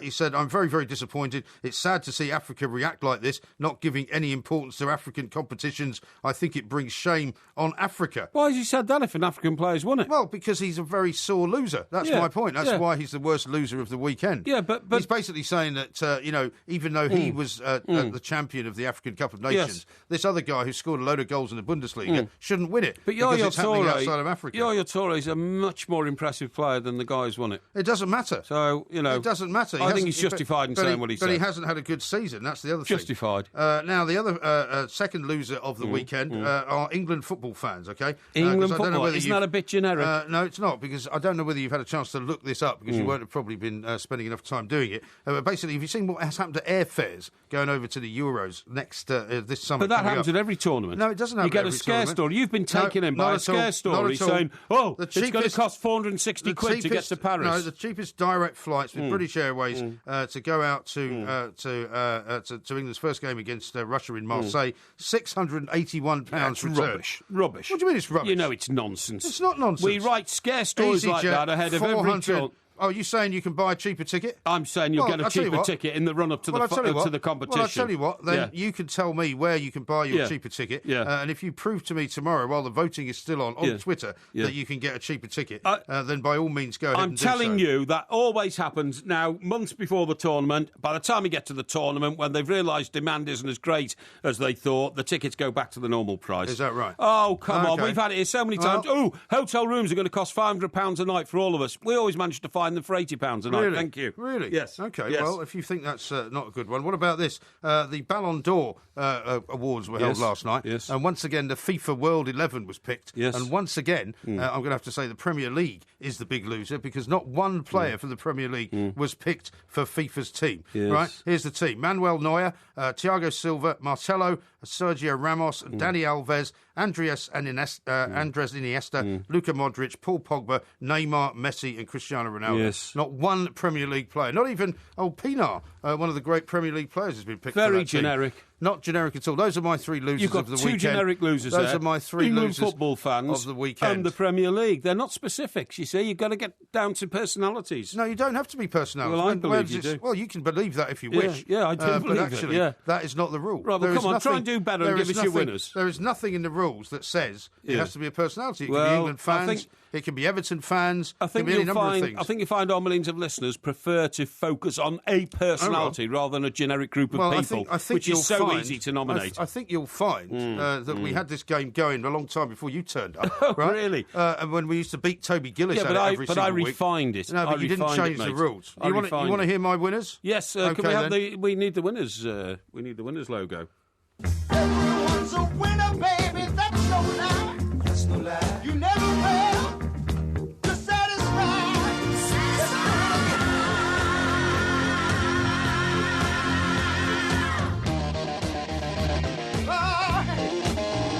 My first winner of the weekend is Michael Appleton. Do you know who that is? Michael Appleton. Yeah, Michael Appleton. Michael Appleton. I know Nicole Appleton used to be married to Liam Gallagher. That's right, yes. And he's not related to her. Certainly not. No, Michael Appleton is in fact a footballer. No, he's a manager. Manager. Yeah. Manager. A man, you see, who knows nothing about the FA Cup. Yeah.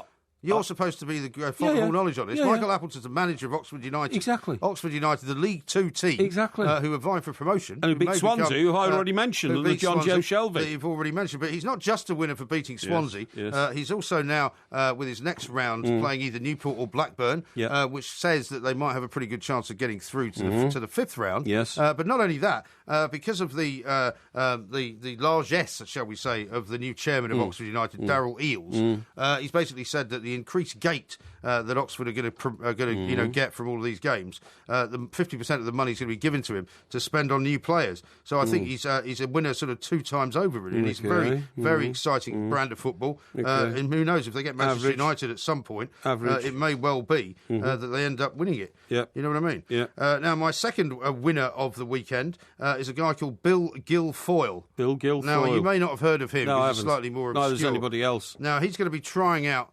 in February to play for the US table tennis team in the 2016 Olympics. Wow. Yeah, but you know what's unusual about him? He's only got one hand. He's 93 years of age. What an old He's loser. 93. He should be on the losers' page, Why? not the winners. Why should he be? Some daft old, guy who's... What a gimmick that is. Why is it a gimmick? He plays regular table tennis. He's going to attend the trials. He's been invited, in fact, to attend the trials in Greensboro, North Carolina. Fancy being taken in like that. Why?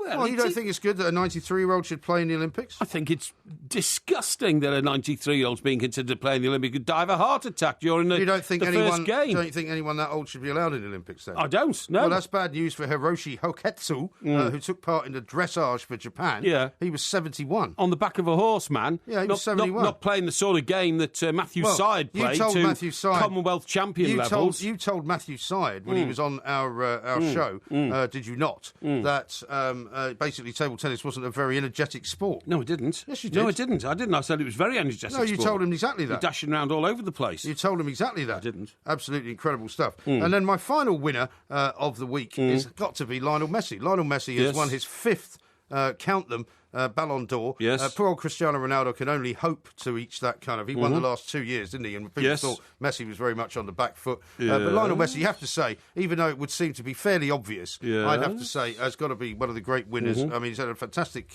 year in football again. Yes. They'll probably win the Champions League again this summer. And those are my 3 winners of the weekend. Okay. So let's hear yours. Mine are better. I have to say. I'm sorry, I'm not boasting, but they really are. Right, no, we haven't heard them yet. My first winner is Gus Hiddink, okay? Okay. And that's because, of course, Chelsea won and they got through against Scunthorpe. But what he did afterwards was he said, the Scunthorpe boys are out. This was their cup final. We're inviting them all into our dressing room. We're getting some champagne and we're going to have a party for them. Okay. I thought it was a marvellous gesture from a guy who obviously has a much better idea of public relations than maybe his predecessor, okay? Yes. Don't you think Jose would have done that, then? I don't think he would. And I think Jose was in a state of mind where he actually didn't care about anybody else except himself. He didn't even want to invite the Chelsea players in. No, he didn't, no. So I think that was great. My second winner is, and you've touched on Oxford, obviously, because they did so well, but... OK, everything's all right with these small teams who get through and all that kind of stuff. Yeah. But the real hero of Oxford was Kemar Roof, who scored 2 fantastic goals. He was. He's their striker. He spent 4 years at West Brom trying to break through into the first team. He didn't make it, and all of a sudden now, given a chance on the big stage, he really has created interest in himself amongst Premier League teams. So he's taken a fantastic opportunity. Bournemouth's chairman has said they haven't had any offers. Sorry? For anyone. They haven't had any offers for anyone. Well, who said that? Bournemouth's the Oxford chairman. Exactly, I was going to say he plays for Oxford, yeah, but I mean, they always say we haven't had any offers for them, but nevertheless... Well, no, they don't when they haven't. Well, I know, but when you read all the reports of the game this morning, you know that this boy has really excited the football world, and there were 2 fantastic goals. Did you see them? I did. They were absolutely terrific, and so he deserves it. And my third winner, because you nominated Lionel Messi for his 5th Ballon d'Or, yes, and I can understand why, but that to me was a little bit obvious. Yeah, sometimes the obvious winners are the ones that you need to put up there. But I think the winner in that one was? Who do you think it was? And you actually cited him earlier in this show. It was actually Ronaldo. Yeah. Because the picture of that whole awards is not Lionel Messi picking up his 5th trophy as Ballon d'Or winner. Yeah. It is Lionel Messi it is Ronaldo leaning across Lionel Messi to tenderly shake the hand of Lionel Messi's girlfriend, a beautiful girl called Antonella Rakuzu, right? Rakuzu? Yeah, which to me shows that Ronaldo actually grabbed the limelight at the Ballon d'Or, even though he didn't win it. And you know what's going through that young lady's head. She's swooning as Ronaldo leans over with his magnetic teeth and smiles at her with his tan. Magnetic teeth? I didn't know he had magnetic teeth. And holds her hand tenderly. Yeah. That's made her night, and that's made Ronaldo the star of the Ballon d'Or to me. Even though he didn't actually win it. Absolutely. Well, if you go to the two mics now, you can vote for Porky or for myself. It's a very simple process. We will keep the voting open until midnight, and hopefully there won't be any interference from outside agencies on this particular voting procedure. And if it, for some reason, is still all square, 50-50, at midnight, we'll do what we always do and keep it open until 3:30, which is, of course, the full 24-hour period. You OK with that? Yes, I am. This is Talk Sport. Inspire the next generation of young fans and celebrate the spirit of the game on Talk Sport with Barclays, championing the true spirit of the game. Listen throughout the day for the chance to win a pair of tickets to take a young fan to their very first Barclays Premier League match. Win an unforgettable experience that will last a lifetime. Play first games on Talk Sport with Barclays, championing the true spirit of the game. For full terms and conditions, go to talksport.com/competitions. In the trade, it pays to be busy. And at Bath Store, we're busy, really busy, which means we're always looking for self-employed professional qualified installers to join our team. So if you're proud to be a bathroom installation expert, deliver great customer service and want to earn great rates of pay, we want to hear from you. To find out more, text EXPERT to 82222. Contact Bath Store today and join a winning team. Text EXPERT to 82222. Text charged at standard network rate. If you fancy a flutter on the football, a gamble on the golf, a double on the darts, or a treble on the tennis, you're in luck. Get closer to the action every weekend with Betway's Man in the Know on the Weekend Sports Breakfast with Georgie Bingham and Mickey Quinn. Bringing you all the form on the football, the going at Goodwood, the tries at Twickenham and the overs at the Oval. Every Saturday and Sunday morning from 7 on TalkSport with Betway. Bet now at betway.com. Talk Sport. Charismatic, idiosyncratic, and unpredictable. Bah! Talk Sport.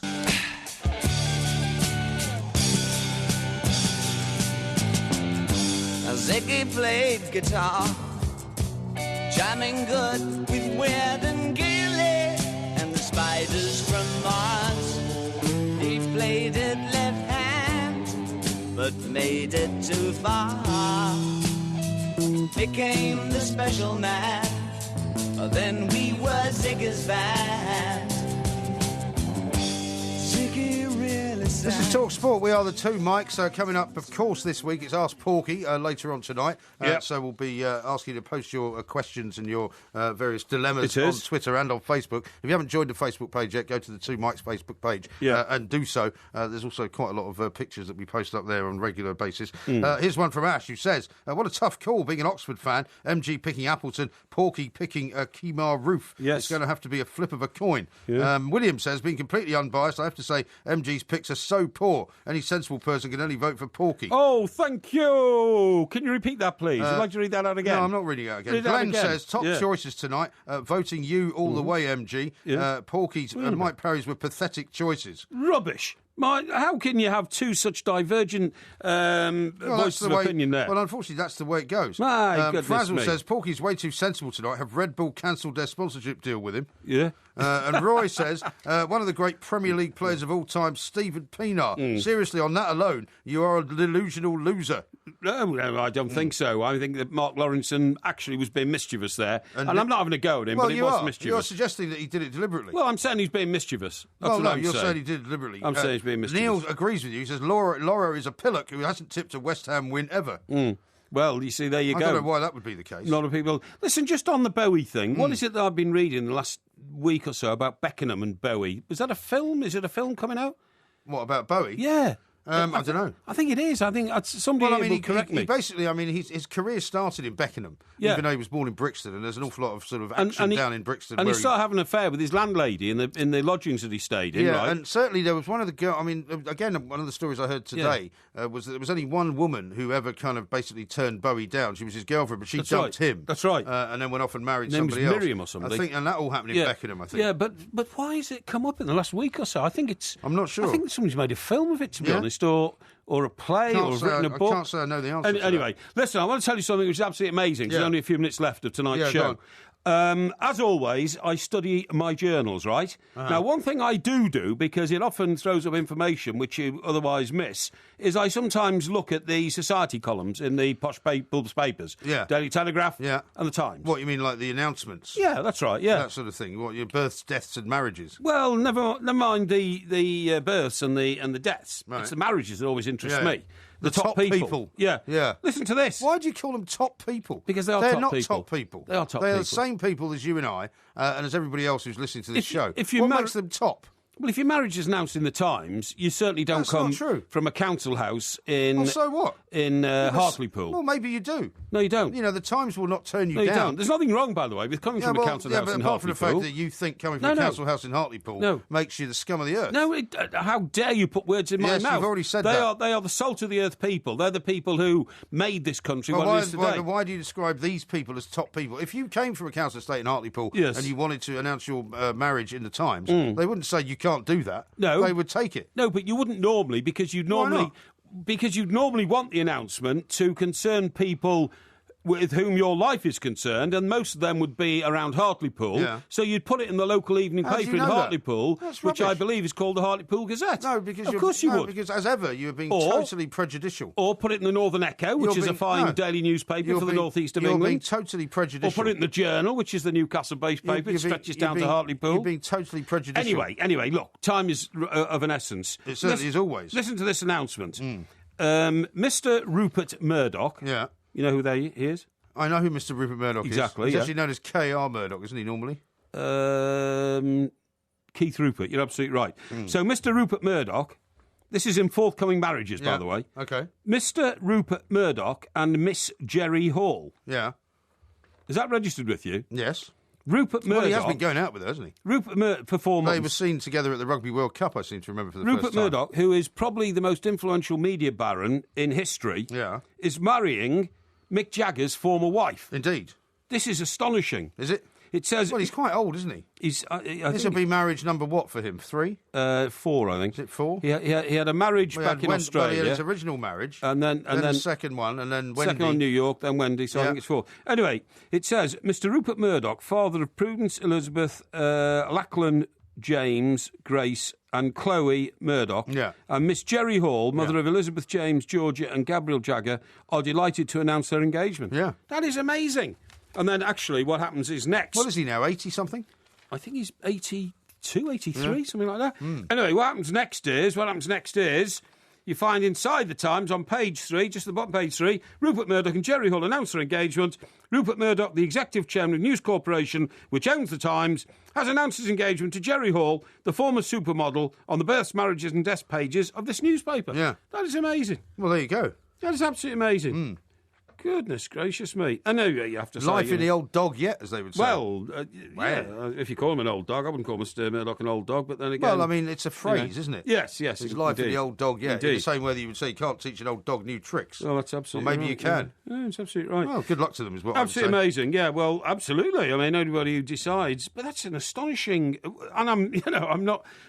It's just... Well, you seem to be very taken aback by it. I am taken aback. Why are you taken aback? Because... Jerry Hall she was the girl who, at the age of 21, was on the front of the Brian Ferry LPs and Roxy music albums, all that kind of stuff. Yeah. She goes on to have a huge long romance. The man romance. who is almost as influential as David Bowie, according to you. Huge long romance with Mick Jagger. She has children by Mick Jagger. Well, they were married, weren't they?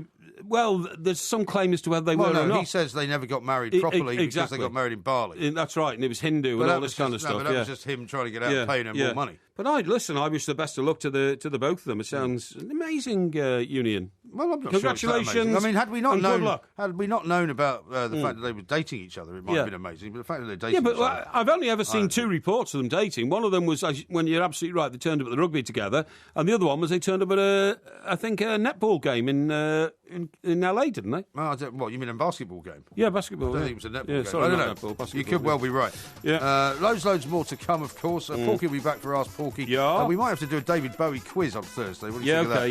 Yeah. You go with that? Just before we go, what's the score? What's the score? Is 1-0 to you. No, the score. Oh, you mean it's 56-44% in your favour. Hey, so we'll see how it goes now. Vote Porky, vote often. This is Talk Sport. We are the two Mikes. Look at the light. Don't forget to come back tomorrow for another sparkling, as fizzy as a bottle of champagne podcast from the two Mikes. Chopin, one of the great pianists of the history of the world, has never been heard actually playing the piano himself. Well, I don't know if that's true. It is true. Are you sure there are no recordings of I'm it? absolutely certain. Are you? I'm absolutely certain. Although we've all listened to Chopin music played by somebody else. Yes. So it's a bit like, saying, let's listen to David Bowie's Rebel, or the Genie. Yeah. But when you listen, it's not Bowie, it's some guy doing an imitation of it. Yeah. And that's where classical music is a complete fraud. No, it's it's fraudulent. not. We've Rubbish. never heard classical music. It is. It's fraudulent. It's a hype, and it's dishonest and disgenuine. Finally, the real Porky has emerged.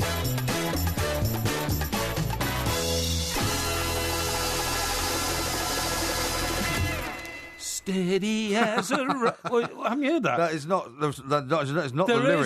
There is a song in the middle of it. Steady I don't as think a steady rock. as a rock of the words. Dun, dun, dun, I want to tell you.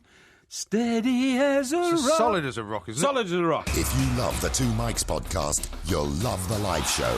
Weekday overnights from 1am on DAB Digital Radio and 1089 and 1053 AM and via the TalkSport app. TalkSport, your Premier League station with exclusive commentaries every weekend.